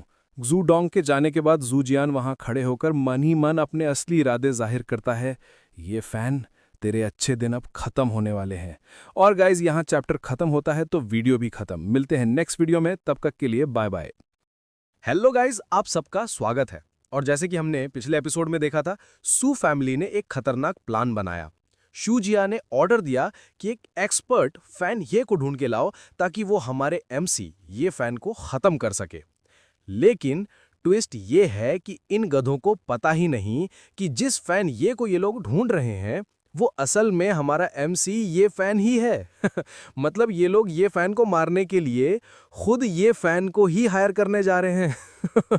शूडोंग तो खुशी से उछल रहा है, पर उसे नहीं पता कि वो खुद अपनी बर्बादी को इनवाइट कर रहा है। चलिए देखते हैं आगे क्या होता है।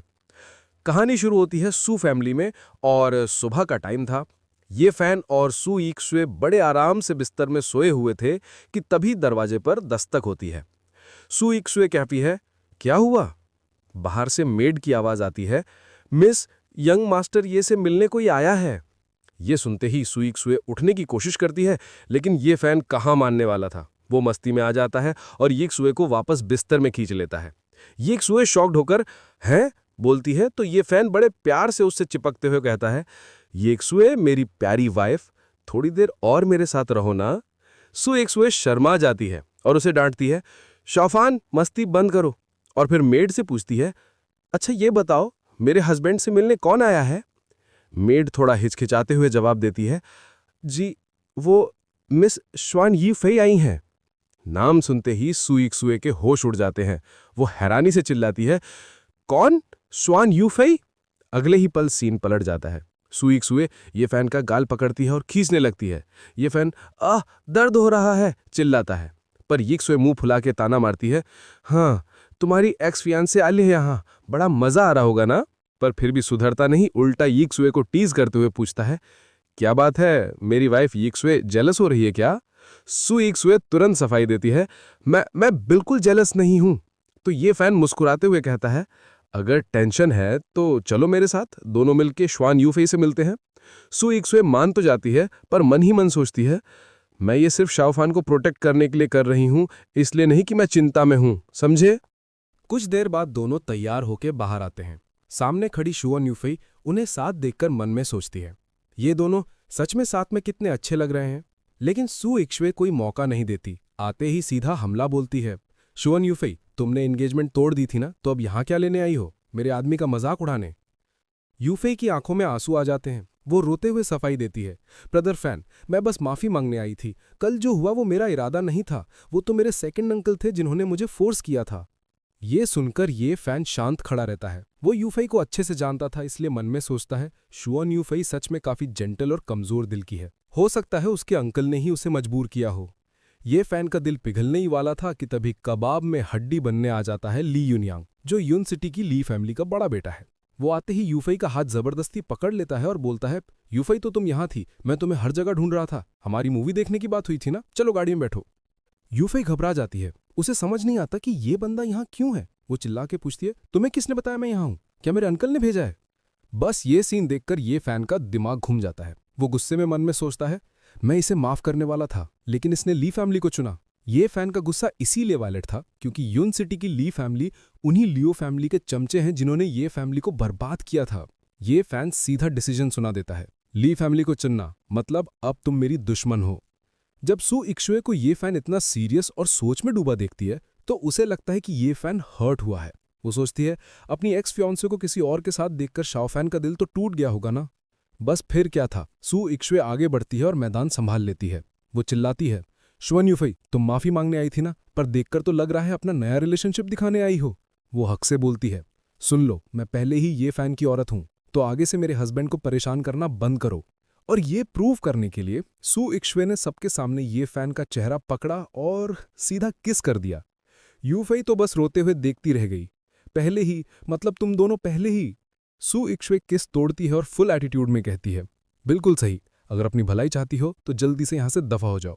ये फैन भी मौके का फायदा उठाते हुए जले पे नमक छिड़कता है। यूफई, जब तुमने मेरी वाइफ बनने से मना कर दिया तो कोई बात नहीं, मेरे पास पहले से एक वाइफ है जो तुमसे ज्यादा सुंदर है, और हाँ, मेरे पास टोटल 7 हैं। ये सुन के यूफई का दिल पूरी तरह टूट जाता है। वो रोते हुए बस इतना कहती है, मैं समझ गई ब्रदर फैन, जब तक आप खुश हैं मेरे लिए वही काफी है, और वहां से भागने लगती है। ली यूनियांग उसे रोकने के लिए यूफई यूफई चिल्लाता है, पर यूफई गुस्से में उसका हाथ झटक देती है और चिल्लाती है, दफा हो जाओ। ली यूनियांग भी उसके पीछे भागता है। ये फैन उन्हें जाता देख डीप आवाज में बस इतना कहता है, यूफई, कुछ गलतियां एक बार हो जाए तो वो कभी सुधारी नहीं जा सकती।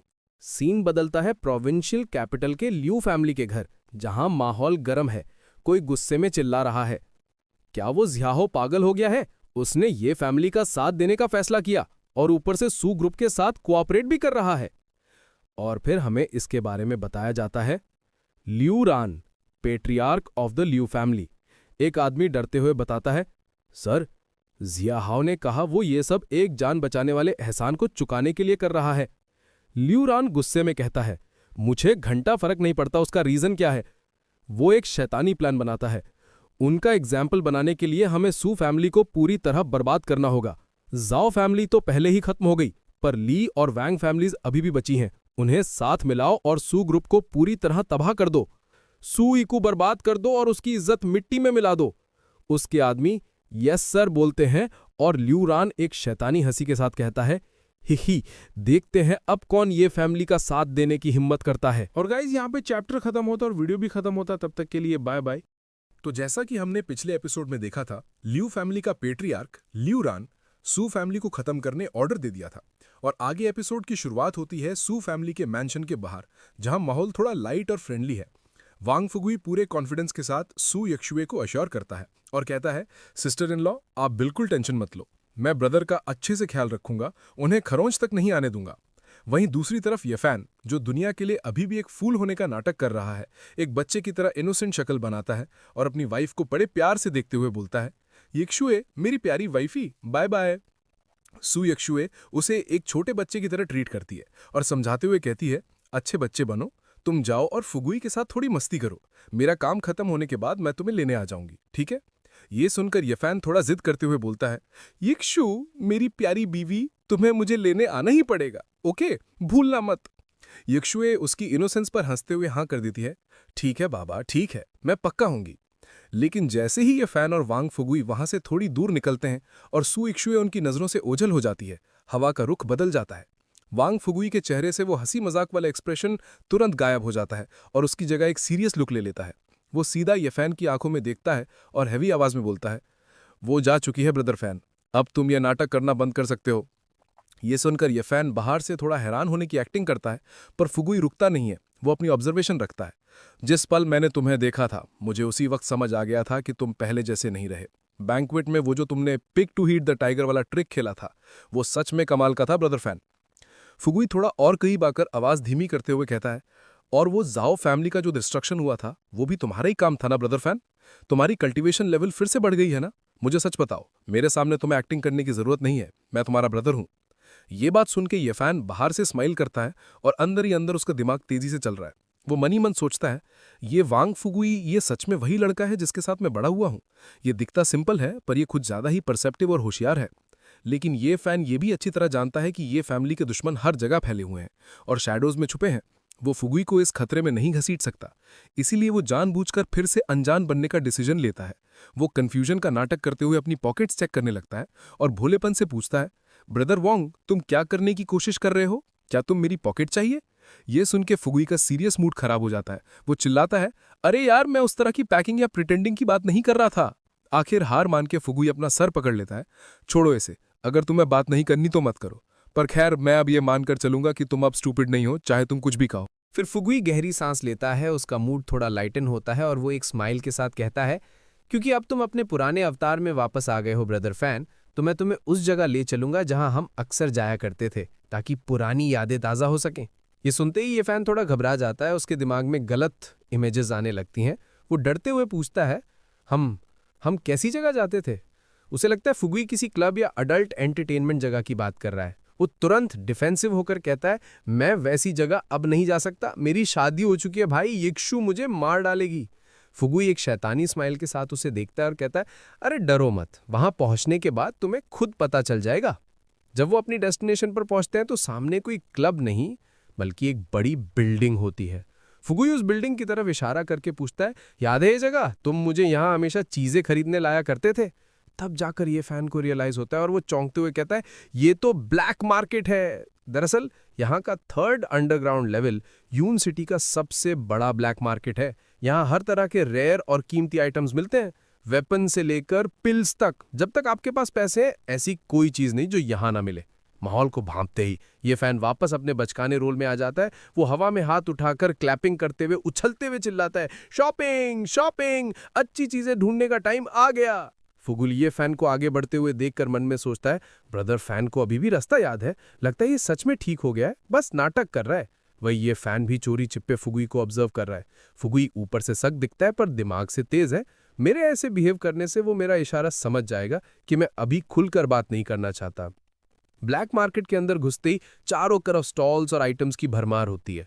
फुगुई जेनरस होकर ऑफर करता है, ब्रदर फैन आज तुम्हें जो चाहिए वो ले लो, पैसे मैं दूंगा, मेरी तरफ से ट्रीट। ये फैन स्टॉल्स पर रखी चीजों को देखता है पर नाक चढ़ाकर कहता है, यहाँ कुछ भी अच्छा नहीं है, सब बेकार है। उसे रियलाइज होता है कि ऐसे रैंडमली ढूंढने से काम नहीं चलेगा, तो वो अपनी एक सीक्रेट टेक्निक यूज करने का डिसीजन लेता है जो उसने पिछले 5 साल की कल्टीवेशन में सीखी थी। अचानक ये फैन की आंखों में एक अजीब सी इनविजिबल चमक आती है, द आर्केन डीमन आई। ये टेक्निक किसी भी ऑर्डिनरी आइटम के ऊपर की अपीयरेंसेस को चीरकर उसकी असलियत और ट्रू एसेंस दिखा सकती है, जो खजाना ढूंढने के लिए परफेक्ट है। जैसे ही वो मार्केट को स्कैन करता है, उसकी नजर एक कोने में पड़े पत्थर पे पड़ती है और वो हैरान हो जाता है। एक वाइटैलिटी पिल, ये एक बहुत रेयर आइटम है जो कल्टीवेटर्स को ग्रैंड मास्टर रेल में ब्रेक थ्रू करने में मदद करता है। मार्केट में 1 बिलियन देने पर भी इसके मिलने की गारंटी नहीं होती। फुगुई, जिसे ये सब नहीं दिख रहा, एक चमकदार पर्पल पत्थर उठाकर एक्साइटमेंट में कहता है, देखो ये पर्पल वाला कितना सुंदर है, ब्रदर फैन इसे ले लो और सिस्टर इन लॉ को गिफ्ट कर देना, वो खुश हो जाएंगी। लेकिन ये फैन का पूरा ध्यान उस छुपे हुए वाइटैलिटी पिल पर होता है। वो सोचता है कि 5 साल पहले ब्रदर वैंग ग्रैंड मास्टर रेल्म में पहुंचने ही वाला था, लेकिन अभी तक वो उस लेवल को क्रॉस नहीं कर पाया है। ये वाइटैलिटी पिल उसके लिए परफेक्ट रहेगी, इससे वो अपना बॉटलनेक तोड़ पाएगा।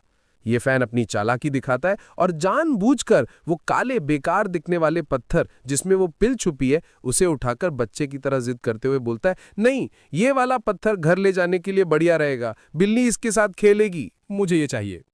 शॉपकीपर, जो उन्हें बेवकूफ़ समझ रहा था, ये मौका देखकर लपक लेता है और बोलता है, अरे वाह, आपकी पसंद तो अलग है, अगर तुम कोई और महंगा पत्थर खरीदोगे तो मैं तुम्हें ये वाला फ्री में दे दूंगा। दुकानदार मन ही मन हंसता है, ये तो बस एक कबाड़ है जो हम टेबल के पाए को सहारा देने के लिए यूज करते हैं, इस इडियट को लूटने का मस्त मौका है। ये फैन तुरंत मान जाता है, ठीक है फिर वो वाला और ये वाला दोनों पैक कर दो, ब्रदर वैंग पैसे दो। फुगुई थोड़ा हिचकिचाता है और समझाता है, ब्रदर फैन मेरा वाला खरीदना तो ठीक है, पर उस बेकार पत्थर को भूल जाओ, वो कचड़ा है, अगर तुम वो घर ले गए तो सिस्टर इन लॉ पक्का गुस्सा करेंगी। फुगुई को ये फैन की हरकतों पर फिर से शक होने लगता है, क्या मैं गलत था? क्या ब्रदर फैन सच में अभी भी स्टूपिड है?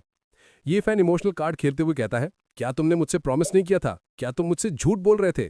फुगुई घबरा जाता है, अरे मेरी क्या मजाल, ठीक है शांत हो जाओ, मैं अभी खरीदता हूँ। पैसे देने के बाद ये फैन खुश हो जाता है और कहता है, ये हुई ना बात, ये लो, ये काला पत्थर तुम्हारे लिए है ब्रदर वैंग। अभी वो बात कर ही रहे होते हैं कि पीछे से किसी की आवाज आती है, जो वहां खड़े लोग आपस में बात कर रहे थे। क्या तुमने सुना? लगता है ये फैमिली के दुश्मन ने एक पावरफुल एक्सपर्ट को हायर किया है जो ऑलमोस्ट मार्शल वेनरेबल रियल्म पर है, ताकि वो ये फैमिली का पूरी तरह से नामो निशान मिटा सके। ये सुनते ही ये फैन के होश उड़ जाते हैं, उसका चेहरा शॉक से भर जाता है और उसके मुंह से बस एक ही शब्द निकलता है, क्या? और गाइस, चैप्टर यहाँ पे ही खत्म होता है और तब तक के लिए बाय बाय। हेलो गाइस, कैसे हो सभी और आप सभी का स्वागत है। तो जैसा कि हमने लास्ट एपिसोड में देखा, ये फैन और वैंग फुगुई अभी बात कर ही रहे होते हैं कि पीछे से किसी की आवाज आती है। क्या तुमने सुना? लगता है ये फैमिली के दुश्मन ने एक पावरफुल एक्सपर्ट को हायर किया है जो पावर में ऑलमोस्ट मार्शल वेनरेबल लेवल पर है, ताकि वो ये फैमिली को पूरी तरह डिस्ट्रॉय कर सके। ये सुनते ही ये फैन के होश उड़ जाते हैं, उसका चेहरा शॉक से भर जाता है। क्या? और आगे से वो अननोन बंदा ये फैमिली की इंसल्ट करते हुए अपनी बात कंटिन्यू रखता है। कितनी बेचारी हालत है ये फैमिली की। इनके अचीवमेंट्स इतने महान थे कि किसी टाइम पे ये सबके लिए डेंजर बन गए थे, लेकिन एंड में क्या मिला? इनकी लक बस यही थी कि ये पूरी तरह से वाइप आउट कर दिए जाए। ये कड़वी बातें सुनकर ये फैन बाहर से तो काम दिखता है, लेकिन अंदर ही अंदर उसका दिमाग तेजी से चल रहा होता है। वो मन में सोचता है, क्या ये लोग इतनी जल्दी अपना मूव चलने वाले हैं? इन्हें लगता है ये जीत जाएंगे, लेकिन अब जब मैं एक्टिव हो चुका हूं तो उस मास्टरमाइंड का कोई भी प्लान वर्क नहीं करने वाला। वैंग फुगुई ये सब नोटिस करता और परेशानी से पूछता है, ब्रदर फैन क्या हुआ? तुम इतने सीरियस क्यों लग रहे हो? लेकिन ये फैन तुरंत अपने पागल वाले ड्रामे पे वापस आ जाता है। वो वही पिल वाला स्टोन आगे करता और एक्साइटेड होकर चिल्लाता है, जल्दी देखो ब्रदर वैंग, तुम्हें ये जरूर ट्राई करना चाहिए। फुगुई कंफ्यूजन में आ जाता है। हाँ? वो देखता है कि ये फैन उसे वही स्टोन खिलाने की कोशिश कर रहा है जो उसी के पैसों से खरीदा था। फुगुई घबराते हुए कहता है, ब्रदर फैन ये एक स्टोन है, ये कोई कैंडी नहीं है जो मैं इसे खा लूं, मैं इसे नहीं खा सकता ब्रदर। पर ये फैन कहाँ सुनने वाला था। वो बच्चों जैसी जिद करने लगता है, तुम्हें ये खाना ही होगा, अभी के अभी खाओ इसे। और ये बोलते ही वो जबरदस्ती वो स्टोन फुगुई के मुंह में ठूसने लगता है। फुगुई बेचारा चिल्लाने की कोशिश करता है, ब्रदर फैन मुझे छोड़ दो। लेकिन तभी फुगुई उस स्टोन को बाइट कर लेता है, जिससे क्रैक की आवाज आती है। जैसे ही वो स्टोन ब्रेक होता है, फुगुई की आंखें फटी की फटी रह जाती है। वो हक्का बक्का होकर चिल्लाता है, होली स्मोक्स, ये तो सच में टूट गया। भाई साहब, इसके अंदर तो एक वाइटैलिटी पिल छुपी हुई थी। फुगुई उस पिल को हाथ में लेकर उसकी पावर फील करता है और शॉक में बोलता है, इस पिल के साथ ग्रैंड मास्टर रेल्म में ब्रेक थ्रू करने के चांसेस 70% बढ़ गए हैं और मार्शल वेनरेबल रेल्म तक पहुंचने के चांसेस भी सीधा 50% इंक्रीज हो गए हैं। वो हैरानी से ये फैन को देखता है, लेकिन इतनी महंगी पिल एक मामूली स्टोन के अंदर कैसे हाइड हो सकती है? ये फैन वहां साइड में खड़ा होकर ऐसे नाटक करता है जैसे उसे कुछ पता ही ना हो।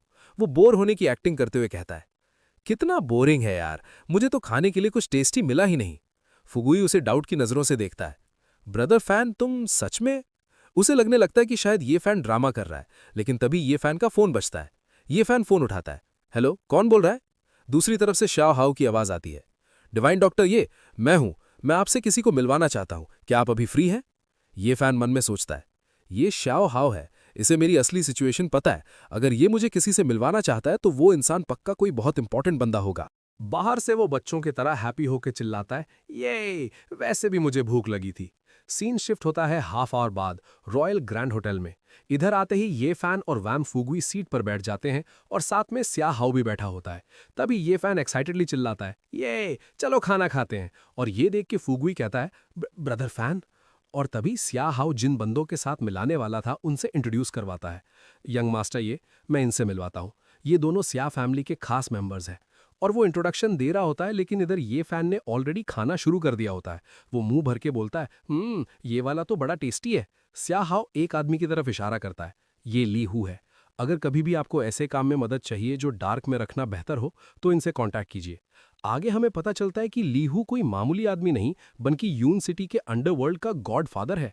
लीहू रिस्पेक्ट से ग्रीट करता है और कहता है, लीहू का यंग मास्टर ये को सलाम, आज से आपका हर कमांड मेरे लिए आदेश है। इसके बाद स्या हाउ दूसरे पर्सन की तरफ इशारा करता है, ये सुन चियान है, यून सिटी के गवर्नर जनरल। ऑफिशियल और गवर्नमेंट मैटर्स को इनसे बेहतर कोई नहीं समझता। सुन चियान भी फुल रिस्पेक्ट के साथ कहता है, अगर यंग मास्टर ये को कभी भी मेरी ज़रूरत पड़ी तो मैं सुन चियान बिना सोचे अपना सब कुछ लगा दूंगा। माहौल थोड़ा सीरियस होता है, लेकिन तभी ये फैन जोर से हंसता है, हा अंकल स्या, आपको पता है फुगुई ने आज एक स्टोन खाया, सचमुच। स्या हाउ ऑकवर्ड होके हंसता है, हा। लेकिन सुन चियान जो कि एक क्लेवर गवर्नर है, वो साइलेंट होकर ये फैन को ऑब्जर्व करता है। वो मन में सोचता है, ये फैमिली का ये यंग मास्टर तो पूरा स्टूपिड बन चुका है, फिर भी मिस्टर स्या इसे इतनी इज्जत दे रहे हैं। ये मामला उतना सीधा नहीं है जितना दिख रहा है। लगता है मुझे ये फैमिली को फिर से जज करना पड़ेगा। फुगुई बात संभालते हुए कहता है, मिस्टर स्या, मेरे ब्रदर अभी पूरी तरह ठीक नहीं हुए हैं, लेकिन इनकी तरफ से मैं आपका ये फेवर याद रखूंगा। अगर ब्रदर को कभी जरूरत पड़ी तो मैं इन दोनों जेंटलमैन से मदद जरूर मांगूंगा। स्या हाउ मुस्कुराता है, हा बहुत बढ़िया। तभी फुगुई ये फैन का मुंह साफ करते हुए बोलता है, ब्रदर फैन रुको, मैं तुम्हारा मुंह साफ कर देता हूँ। ये फैन अभी भी खाने में लगा हुआ कहता है, मुझे वो वाला भी खाना है। अचानक लीहू के फोन पर एक मैसेज आता है और उसका मूड खराब हो जाता है। वो घबरा के बोलता है, यंग मास्टर ये प्रेसिडेंट या गड़बड़ हो गई है। मेरे आदमी ने अभी खबर दी है कि वू लाओ लैंग ने अपनी पूरी गैंग को बुला लिया है। ऐसा लग रहा है कि वो लोग मिस सू इक्सवे पर अटैक करने के लिए निकल चुके हैं। ये सुनते ही बूम, वहां का माहौल पल भर में बदल जाता है। ये फैन जो अब तक बचपना कर रहा था अचानक सीरियस हो जाता है। उसके अंदर से एक डेंजरस ऑरा निकलता है जो पूरे रूम को हिला देता है। सभी लोग हैरानी से उसे देखने लगते हैं। ये फैन गुस्से में अपनी मुट्ठी बंद कर लेता है। उसकी आंखों में खून उतर आता है। वो कमीने, उनकी हिम्मत कैसे हुई मेरी औरत को हाथ लगाने की। ये देख के फुगुई की भी हालत खराब हो जाती है। वो मन में सोचता है, क्या ब्रदर फैन अभी भी ड्रामा कर रहे हैं? लेकिन ये पावर, ये तो हद से ज्यादा है। वो डर के मारे बस धीरे से बोल पाता है, ब्रदर फैन। तभी ये फैन को रियलाइज होता है कि वो कैरेक्टर से बाहर आ गया है। वो तुरंत वापस अपनी एक्टिंग शुरू करता है और एकदम से मैडनेस दिखाते हुए भागने लगता है। मेरी वाइफ को बचाओ, मैं जा रहा हूं अपनी वाइफ इक्सवे को बचाने। फुगुई चिल्लाता है, ब्रदर फैन रुको। स्याहाव समझ जाता है कि टाइम कम है। वो तुरंत ऑर्डर देता है, सब लोग अभी के अभी निकलो। मिस सू की सेफ्टी हर कीमत पर होनी चाहिए। ये बात सुन के सभी एक साथ कहते हैं, यस सर। सीन शिफ्ट होता है सू यक्षुए की तरफ, जहां सड़क पर मौत का खेल चल रहा था। सू यक्षुए की कार फुल स्पीड में भाग रही थी और पीछे गुंडों की कार साई की तरह उनका पीछा कर रही थी। कार के अंदर का माहौल डर से भरा हुआ था। ड्राइवर पसीने से भीगा हुआ स्टीयरिंग घुमाते हुए चिल्लाता है, मिस, ये लोग तो बिल्कुल चिपक के पीछे आ रहे हैं। पीछे की सीट पर सू यक्षुए बैठी थी। उसकी हालत खराब थी। बॉडी पर चोटें आई थीं और कपड़े फट चुके थे, लेकिन उसकी आंखों में डर नहीं बल्कि एक आग थी। वो अपने फटे हुए कपड़ों को कसकर बांधते हुए पक्के इरादे के साथ कहती है, कार मत रोकना। भले ही आज मेरी जान चली जाए, लेकिन मैं इन कुत्तों के हाथ लगकर अपनी बेइज्जती नहीं होने दूंगी। लेकिन तभी धड़ाम, पीछे से गुंडों की कार ने उन्हें जोर से टक्कर मारी। कार बुरी तरह हिल गई। ड्राइवर बैलेंस बनाते हुए गुस्से में चीखता है, शिट, डैम इट, ये लोग तो सीधा हमें कुचलने पर उतर आए हैं। दुश्मन को हावी होता देख ड्राइवर अचानक कार को एक सुनसान और पतली गली की तरफ मोड़ देता है ताकि वो उनसे बच सके। कार तेजी से उस गली में घुसती है, लेकिन सामने रास्ता बंद था। दूसरा बॉडीगार्ड आगे इशारा करता है और तभी ड्राइवर जोर से ब्रेक मारता है और घबरा के चिल्लाता है, गड़बड़ हो गई, आगे तो डेड एंड है, रास्ता बंद है। तभी एक बॉडीगार्ड की नजर साइड में पड़ती है। वहां देखो, साइड में एक पतली सी पगडंडी है, लेकिन कार वहां से नहीं जा सकती। फैसला लेने का वक्त नहीं था। बॉडीगार्ड्स तुरंत सू यक्षुए की तरफ मुड़ते हैं और कहते हैं, मिस, आप उस रास्ते से निकल जाइए, हम यही रुककर इन्हें रोकेंगे और आपको कवर देंगे। सू यक्षुए ये सुनकर रुकती है। वो अपने लोगों को मौत के सामने नहीं छोड़ना चाहती थी। वो मना करते हुए कहती है, नहीं, वो लोग गिनती में बहुत ज्यादा है, ये तुम्हारे लिए बहुत डेंजरस होगा। लेकिन बॉडीगार्ड कहता है, मिस, सू फैमिली ने हम पर बहुत एहसान किए हैं। आज वक्त आ गया है कि हम वो एहसान चुका दें। एक बॉडीगार्ड गुंडों की तरफ पोजीशन लेता है, जबकि दूसरा सू यक्षुए को कहता है, जल्दी जाइए मिस, अभी। सू यक्षुए की आंखें नम हो जाती हैं, पर वो जानती है कि रुकना बेवकूफ़ी होगी। वो भागते हुए पीछे मुड़कर देखती है। तुम सब अपना ख्याल रखना, मैं जाते ही मदद भेजूंगी। तीसरा बॉडीगार्ड उसे उस पतले रास्ते की तरफ ले जाते हुए कहता है, मिस, इस तरफ, जल्दी कीजिए। वो बस निकलने ही वाले होते हैं कि तभी कचक, एक तेज आवाज आती है और सू यक्षुए के बगल में खड़े बॉडीगार्ड के ऊपर अटैक हो जाता है और वो वहीं ढेर हो जाता है। सू यक्षुए शौक में वहीं जम जाती है। उसके सामने दो गुंडे निकल कर आते हैं। उनके चेहरे पर एक शैतानी मुस्कान थी। एक गुंडा हंसता है। दूसरा गुंडा अपना वेपन दिखाते हुए कहता है, भागना चाहती हो? कोई फायदा नहीं, रास्ता बंद है बेबी। इधर सू यक्षुए सामने दुश्मनों को देखकर पूरी तरह घबरा जाती है। वो बेबस होकर पीछे हटने लगती है। वो गुंडा आगे बढ़ता है कि तभी पीछे से सू यक्षुए का बचा हुआ बॉडीगार्ड चिल्लाता है, मिस को जाने दो। लेकिन इधर आगे वाले वो दो गुंडे कहाँ गए पता नहीं चला। तभी पीछे से एक भारी और रौबदार आवाज गूंजती है, तुम्हें क्या लगता है तुम क्या कर रहे हो? सामने से गुंडों की एक बड़ी फौज आती है। उनके बीच में खड़ा था यून सिटी के अंडरवर्ल्ड का बादशाह वू लाओ लैंग। वो गुस्से में अपने आदमियों पर चिल्लाता है, सिर्फ 3 लोग हैं और तुम इतने सारे होकर भी इन्हें अब तक खत्म नहीं कर पाए? टाइम वेस्ट करना बंद करो, सब एक साथ हमला करो। वू लाओ लैंग का ऑर्डर मिलते ही सारे गुंडे बचे हुए बॉडीगार्ड्स पर टूट पड़ते हैं और उन्हें जमीन पर दबा देते हैं। अब सू यक्षुए बिल्कुल अकेली पड़ गई थी। वू लाओ लैंग धीरे धीरे चलता हुआ सू यक्षुए के पास आता है। उसकी आंखों में हवस और दरिंदगी थी। वो कहता है, मिस सू, तड़पना बंद करो। अगर तुम राजी खुशी मेरे साथ थोड़ा मजा करोगी तो मैं तुम्हें कम से कम एक आसान मौत तो दे ही दूंगा। उसका एक चेला कंफ्यूजन में पूछता है, बॉस, ऊपर से तो ऑर्डर आया था कि इस औरत को जान से मार देना है। वू लाओ लैंग एक गंदी हंसी के साथ जवाब देता है, उन्होंने ये भी कहा था कि सू यक्षुए को जलील करना और तड़पाना एक बड़ी अचीवमेंट होगी, तो क्यों ना पहले थोड़ा खेल लिया जाए। लेकिन इधर सू यक्षुए के हाथ में कहीं से एक वेपन आ जाता है। वो उस वेपन को अपने गले पर रखते हुए बोलती है, मेरे पास मत आना। तुम जैसे घटिया आदमी को छूने से बेहतर मैं मरना पसंद करूंगी। चेला गुंडा आगे बढ़ता है। साली 2 कौड़ी की औरत, तुझे जो ऑफर मिल रहा है उसकी कदर नहीं है। बॉस रुकिए, मैं इसे पकड़ता हूं। वो गुंडा जैसे ही सू यक्षुए को पकड़ने के लिए हाथ बढ़ाता है, तभी खशाक एक तेज धार चलती है। सू यक्षुए ने उस वेपन से बिजली की तेजी से उस गुंडे का हाथ काट दिया। गुंडा दर्द से चिल्लाता है, आह! तुम्हें मार्शल आर्ट्स कैसे आती है? और इधर सू यक्षुए उस गुंडे का हाथ काटने के बाद खुद भी हैरान रह जाती है। वो अपनी तलवार को देखती है और मन में सोचती है, मेरी स्पीड और ताकत अचानक इतनी ज्यादा कैसे बढ़ गई। तभी उसे वो रात याद आती है जब वो ये फैन के साथ थी। उसे एहसास होता है, सही कहा, जब से मैं शाओ फैन के साथ इंटीमेट हुई हूं, मेरी बॉडी में एक अजीब सी गर्म एनर्जी फील होती है। क्या उस एनर्जी ने सच में मेरी मार्शल आर्ट्स कल्टीवेशन को इंप्रूव करने में मदद की है? ये सोचकर उसका दिमाग तेजी से चलने लगता है। अगर मैं सिर्फ इतने से ही इतनी स्ट्रांग हो गई हूं, तो शाओ फैन कितना स्ट्रांग होगा? क्या वो सच में पागल होने का नाटक कर रहा है? लेकिन अभी सोचने का वक्त नहीं था। सू यक्षुए अपनी तलवार को कसकर पकड़ती है और फाइट के लिए रेडी हो जाती है। सामने खड़ा बॉस गुंडा वू लाओलांग गुस्से में पागल हो जाता है। वो अपने आदमियों पर चिल्लाता है, भाइयों अब सोचो मत, इससे पहले कि मामला बिगड़ जाए, इसे यहीं खत्म कर दो। उसका ऑर्डर मिलते ही सारे गुंडे आगे बढ़ने लगते हैं। सू यक्षुए उन्हें रोकने की कोशिश करती है, कोई मेरे पास मत आना। लेकिन इस बार दुश्मन बहुत ज्यादा थे। एक गुंडा आता है और सू यक्षुए के हाथ पर जोर से वार करता है। क्लैंग! उसकी तलवार हाथ से छूटकर दूर गिर जाती है। अब सू यक्षुए निहत्थी थी। सारे गुंडे उसके चारों तरफ घेरा बना लेते हैं और अपनी तलवारें हवा में उठा लेते हैं, उसे एक ही बार में काटने के लिए। मौत को इतने करीब देखकर सू यक्षुए की आंखें बंद हो जाती हैं। वो आखिरी बार अपने प्यार को याद करती है, अलविदा शाओ फैन। एक गुंडा अपनी तलवार पूरी ताकत से नीचे लाता है। सब खत्म होने ही वाला था कि तभी यहाँ पे ये फैन चिल्लाता हुआ आता है, वाइफ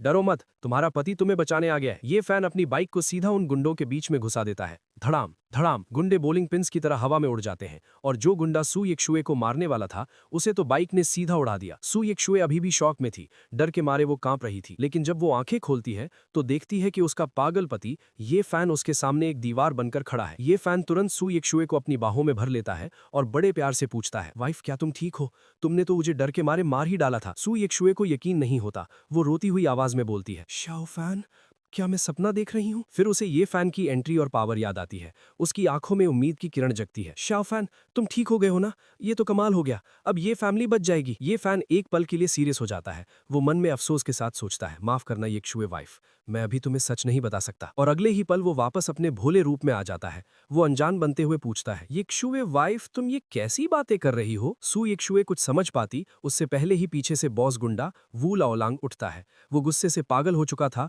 और हाथ में बड़ा सा खंजर लेकर ये फैन की तरफ दौड़ता है। जल्दी करो, हमला करो, इन्हें जान से मार दो। ये फैन की नजर उस पर पड़ती है। वो वहीं पड़ी एक तलवार उठाता है और गुस्से में चिल्लाता है, तुम्हारी हिम्मत कैसे हुई मेरी वाइफ को परेशान करने की? तुम सब गंदे लोग हो। और वो अटैक कर देता है। और इधर बॉस गुंडा भी पूरी ताकत से हमला करता है, लेकिन ये फैन का अटैक ज्यादा पावरफुल था, जिससे बॉस की तलवार के टुकड़े टुकड़े हो जाते हैं। इससे पहले कि बॉस कुछ समझ पाता, ये फैन उसका गला पकड़ लेता है और हवा में उठा देता है। वो गुस्से में उसे घूरने लगता है, लेकिन तभी वो बच्चों के जैसे उस गुंडे को घुमाने लगता है और बोलता है, भागो यहां से, तुम बुरे लोग यहां से दफा हो जाओ। लेकिन उसकी पकड़ में मौत जैसी ताकत थी। वो आगे कहता है, मेरी वाइफ को तंग करने की यही सजा मिलती है, ये लो। ये बोलते ही ये फैन उसे जोर से पटक देता है।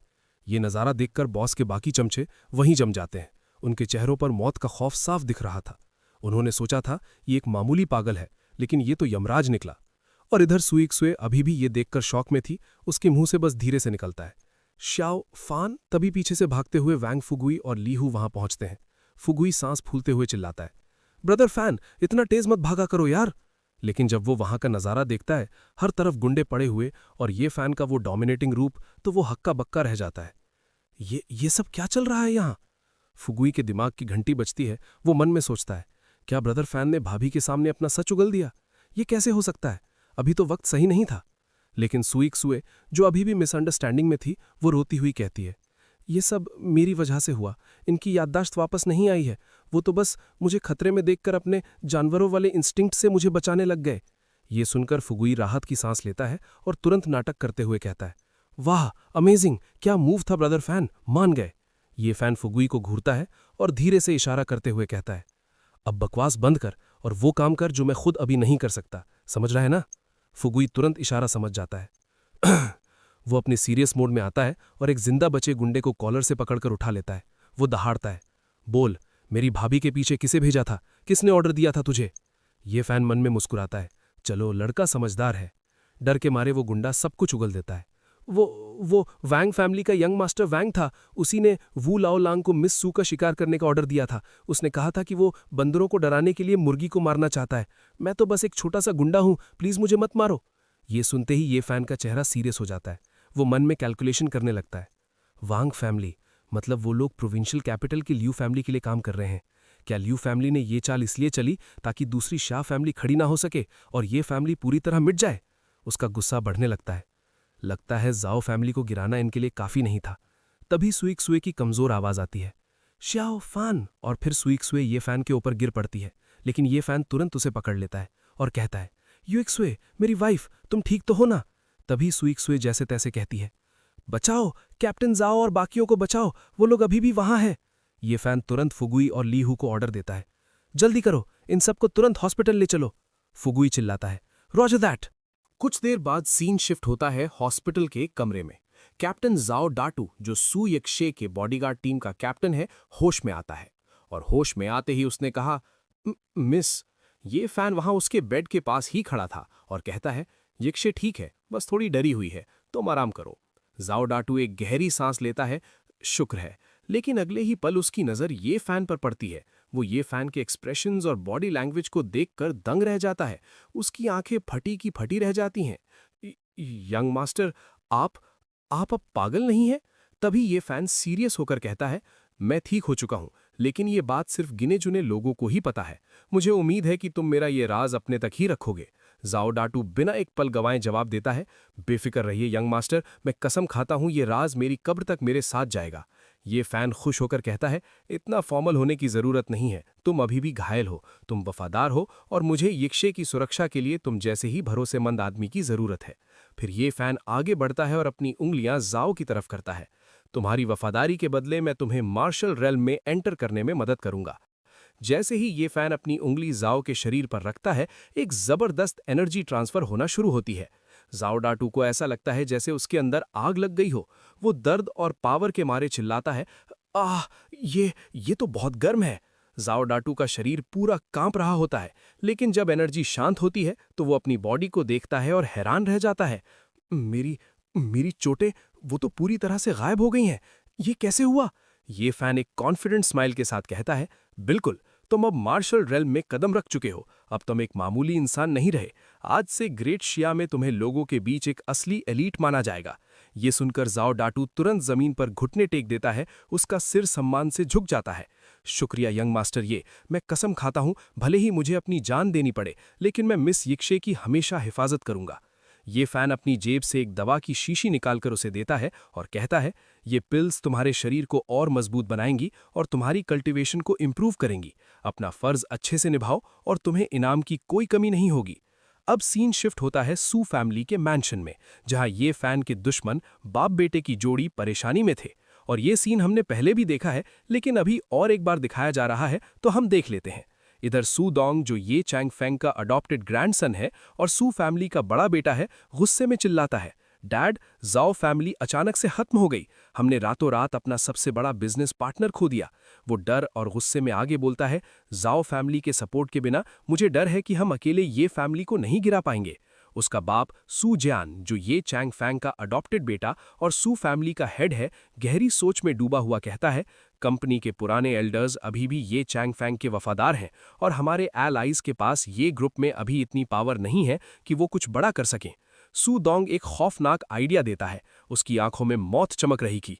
क्यों ना हम सीधा किसी को पैसे देकर उस बूढ़े यानी ये चैंग फैंग और उस घर के पागल ये फैन को मरवा दें। वो एक्साइटमेंट में आगे बोलता है, मैंने सुना है कि यून सिटी में फैन ये नाम का एक नया ग्रैंड मास्टर लेवल का एक्सपर्ट आया है। अगर हम सही कीमत दें तो मुझे यकीन है वो जरूर ये काम करेगा। सू जियान बोलता है, एक ग्रैंड मास्टर? लेकिन वो आगे परेशान होकर पूछता है, क्या तुम्हें यकीन है इससे हम पकड़े नहीं जाएंगे? भूलो मत, यू लिंग लोंग और सू यक्षे का ग्रुप भी ये फैमिली को सपोर्ट करता है। अगर हम मुसीबत में फंसे तो बहुत बुरा होगा। सू दोंग शैतानी हंसी के साथ कहता है, फिक्र मत कीजिए डैड, उस फैन ये की रेपुटेशन बहुत अच्छी है। वो पक्का हमारी मदद करेगा उनका सफाया करने में। वापस हॉस्पिटल में ये फैन के फोन पर अचानक एक नोटिफिकेशन आता है। डिंग! मैसेज फ्लैश होता है, मास्टर फैन, ये आपके लिए एक नया टास्क है। ये फैन फोन देखता है और हैरान होता है, किसी ने इतनी जल्दी मेरी ये फैनिये वाली आइडेंटिटी ट्रैक कर ली। लेकिन जब वो मैसेज पढ़ता है तो उसकी आंखें गुस्से से फट जाती हैं, उसके अंदर की आग भड़क उठती है। ये लोग मुझे और मेरे ग्रैंडपा को मारना चाहते हैं, किसकी इतनी हिम्मत हुई? मिशन की डिटेल्स थीं। टारगेट ये फैमिली के ये चैंग फैंग और ये फैन को मारना। कंडीशन क्लाइंट खुद असैसिन से मिलेगा और अपनी आंखों के सामने उनकी मौत देखेगा। वक्त आधी रात। जगह यून सिटी के सेंट्रल ब्रिज के नीचे। इनाम 1 बिलियन। ये फैन के चेहरे पर एक डेंजरस स्माइल आ जाती है। वो मन में सोचता है अब वक्त आ गया है एक और हिसाब बराबर करने का। सीन शिफ्ट होता है केटीवी क्लब में। इधर क्लब के अंदर वैंग फैमिली का बड़ा बेटा वैंग चाओ दोनों लड़कियों के साथ बैठा मजे कर रहा था। तभी उसके पास एक बंदा आता है और डरते हुए रिपोर्ट करता है, यंग मास्टर वैंग, वू लाओलांग फेल हो गया। सू एक स्वे को वो नहीं मार पाया, उसकी पूरी टीम खत्म हो गई और वू लाओलांग खुद वहीं मारा गया। और ये बात सुन के वैंग चाओ गुस्से में आ जाता है और टेबल को लात मारते हुए गुस्से में कहता है, वू लाओलांग मर गया, बेकार आदमी, इतने सारे लोग मिलकर एक औरत को नहीं मार पाए। तभी वो बंदा कांपते हुए आगे बताता है, ऐसा लगता है कि ये फैन ने बीच में आकर वू लाओलांग को मार डाला। वैंग चाओ चौंक जाता है, ये फैन? वो पागल फैन किसी काम का नहीं है, उसकी चिंता मत करो। सू फैमिली पर प्रेशर बनाए रखो, वरना मैं प्रोविंशियल कैपिटल ल्यू फैमिली के लोगों को मुंह दिखाने लायक नहीं रहूंगा। तभी अचानक दरवाजा खुलता है और एक अनजान आदमी अंदर आता है। ये देखकर वैंग चाओ गुस्से में चिल्लाता है, कौन है बे तू? अंदर किसने आने दिया तुझे? सामने खड़ा आदमी कोई और नहीं बल्कि ये फैन था, जिसने अपना चेहरा बदल रखा था ताकि कोई उसे पहचान न सके। वो एक कॉन्फिडेंस भरी स्माइल के साथ कहता है, यंग मास्टर वैंग, मैं खुद अपनी मर्जी से यहां आपकी मदद करने आया हूं। और ये फन की बात सुन के वॉन्ग चाओ गुस्से में पागल हो रहा होता है। वो चिल्लाता है, कहाँ मर गए मेरे आदमी? इस आदमी को घसीट के यहां से बाहर फेंको। किसी की हिम्मत कैसे हुई मेरे सामने आने की? लेकिन ये फन बिल्कुल शांत खड़ा रहता है और ठंडे दिमाग से बोलता है, तुम्हारे वो आदमी जो बाहर खड़े थे, मैंने उन सबको ऑलरेडी निपटा दिया है, अब कोई नहीं आने वाला। ये सुनकर वॉन्ग चाओ हक्का बक्का रह जाता है, उसके पसीने छूटने लगते हैं। क्या? ये सब क्या चल रहा है? कौन हो तुम और तुम्हें क्या चाहिए? ये फन धीरे से आगे बढ़ता है और एक ईवल स्माइल के साथ कहता है, यंग मास्टर वॉन्ग, डरने की जरूरत नहीं है, मैं यहां तुम्हारी हेल्प करने आया हूं, सू फैमिली को खत्म करने के लिए। और फिर आगे जाता है और सोफा पर कंफर्टेबल होकर बैठ जाता है। वॉन्ग चाओ कंफ्यूजन में उसे देखता है। ये फन आगे बोलता है, तुमने शायद मेरा नाम सुना होगा, मैं फन ये हूं। वॉन्ग चाओ का मुंह खुला का खुला रह जाता है। फन ये? वो ग्रैंड मास्टर लेवल का एक्सपर्ट जिसने अकेले दम पर पूरी जाओ फैमिली का सफाया कर दिया था। वॉन्ग चाओ का डर तुरंत खुशी में बदल जाता है। उसे लगता है कि उसकी लॉटरी लग गई है। वो एक्साइटेडली कहता है, मास्टर फन, ये तो कमाल हो गया, अगर आप हमारी मदद करने को तैयार हैं तो इससे अच्छी बात क्या हो सकती है? वो चौड़ में आकर बोलता है, बोलिए मास्टर, आपको क्या कीमत चाहिए? जो मांगोगे वो मिलेगा। ये फन सीधा पॉइंट पर आता है, 2 बिलियन। वो आगे ऐड करता है, इतने में मैं सू फैमिली को इस दुनिया से पूरी तरह मिटा दूंगा। वॉन्ग चाओ की हंसी रुक जाती है, वो थोड़ा हिचकिचाता है। 2 बिलियन? ये तो बहुत ज्यादा अमाउंट है।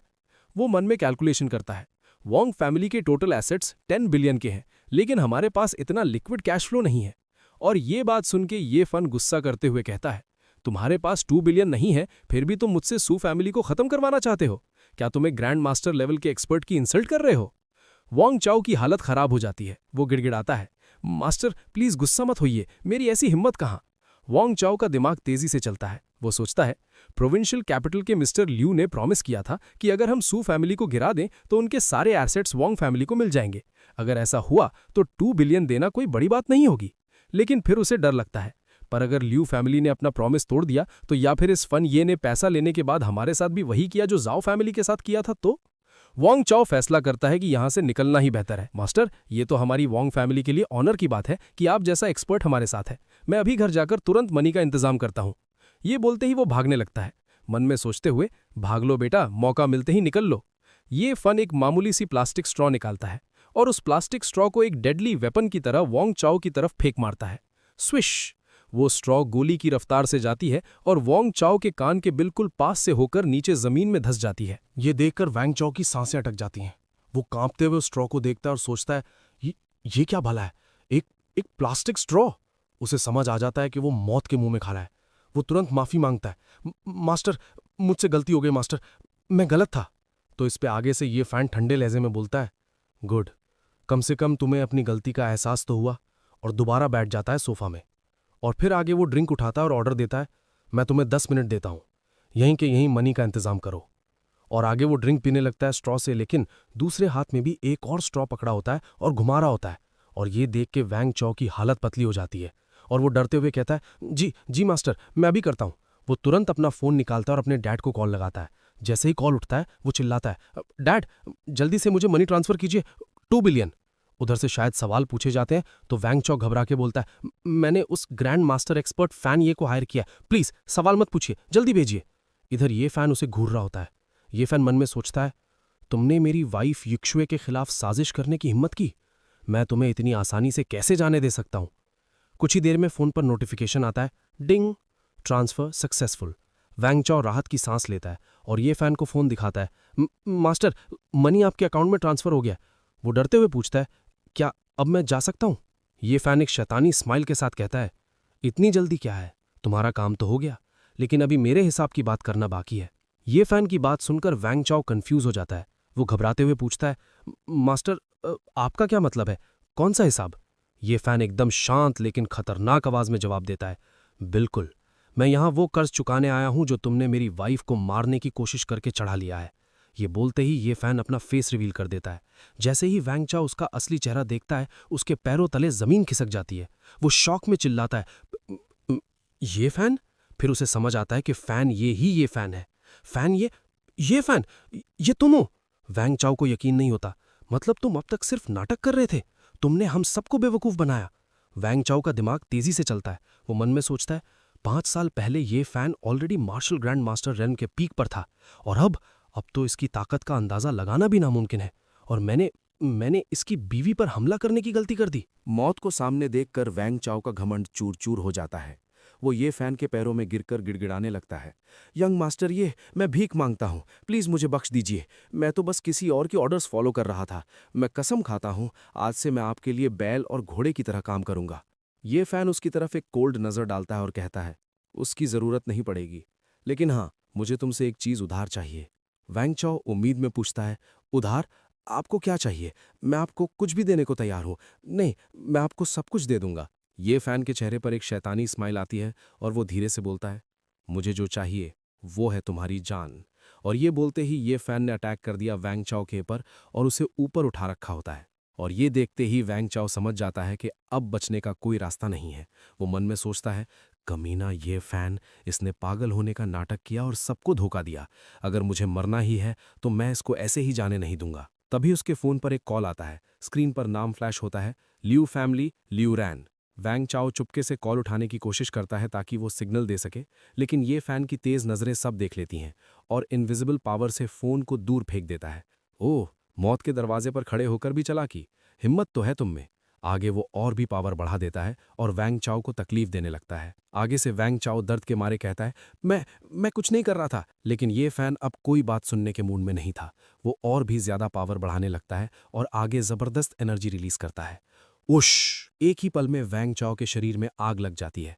वो चीखता रह जाता है, लेकिन ये फैन की फ्लेम उसे पल भर में राख बना देती है। वैंग चाओ का वहां से नामो निशान मिट जाता है। ये फैन अब बाकी बचे गुंडों से कहता है, अगला, अब तुम्हारी बारी है। गुंडे डर के मारे कांपने लगते हैं। वो चीखते हैं, प्लीज हमारी जान बख्श दीजिए। वो अपनी जान बचाने के लिए भागने लगते हैं, लेकिन ये फैन उन्हें भी नहीं छोड़ता। सब कुछ शांत होने के बाद ये फैन जमीन से वैंग चाओ का फोन उठाता है। वो कुछ टाइप करता है और वैंग चाओ के डैड वैंग जोंग को मैसेज भेज देता है। मैसेज भेजने के बाद वो फोन वहीं फेंक कर चला जाता है, एक नए खेल की शुरुआत करके। उसके बाद सीन शिफ्ट होता है वैंग फैमिली के मैंशन में। वैंग जोंग, वैंग ग्रुप का प्रेसिडेंट और वैंग चाओ का बाप, अपने आलीशान घर में बैठा था। तभी उसका फोन बजता है। मैसेज पढ़ते ही उसके होश उड़ जाते हैं। मैसेज में लिखा था, डैड, मुझे किडनैप कर लिया गया है। आधी रात यानी 12 बजे यून सिटी के सेंट्रल ब्रिज पर आ जाओ, जल्दी आओ और मुझे बचाओ। ये देखकर वैंग जोंग गुस्से में कहता है, क्या? वो गुस्से में सोचता है, किसकी इतनी हिम्मत हुई जो मेरे बेटे को किडनैप करे। वो तुरंत अपने आदमियों को ऑर्डर देता है, मेरा हुक्म सुनो, वैंग फैमिली के सारे मेंबर्स अभी के अभी निकलो, यून सिटी के सेंट्रल ब्रिज पर घेरा बनाओ और एम्बुश लगाओ। उसकी आंखों में खून उतर आता है। मैं भी तो देखूं किसने मेरे इकलौते बेटे को हाथ लगाने की जरूरत की है। तो गाइज, यहाँ पे चैप्टर खत्म होता है। तब तक के लिए इतना ही, बाय बाय।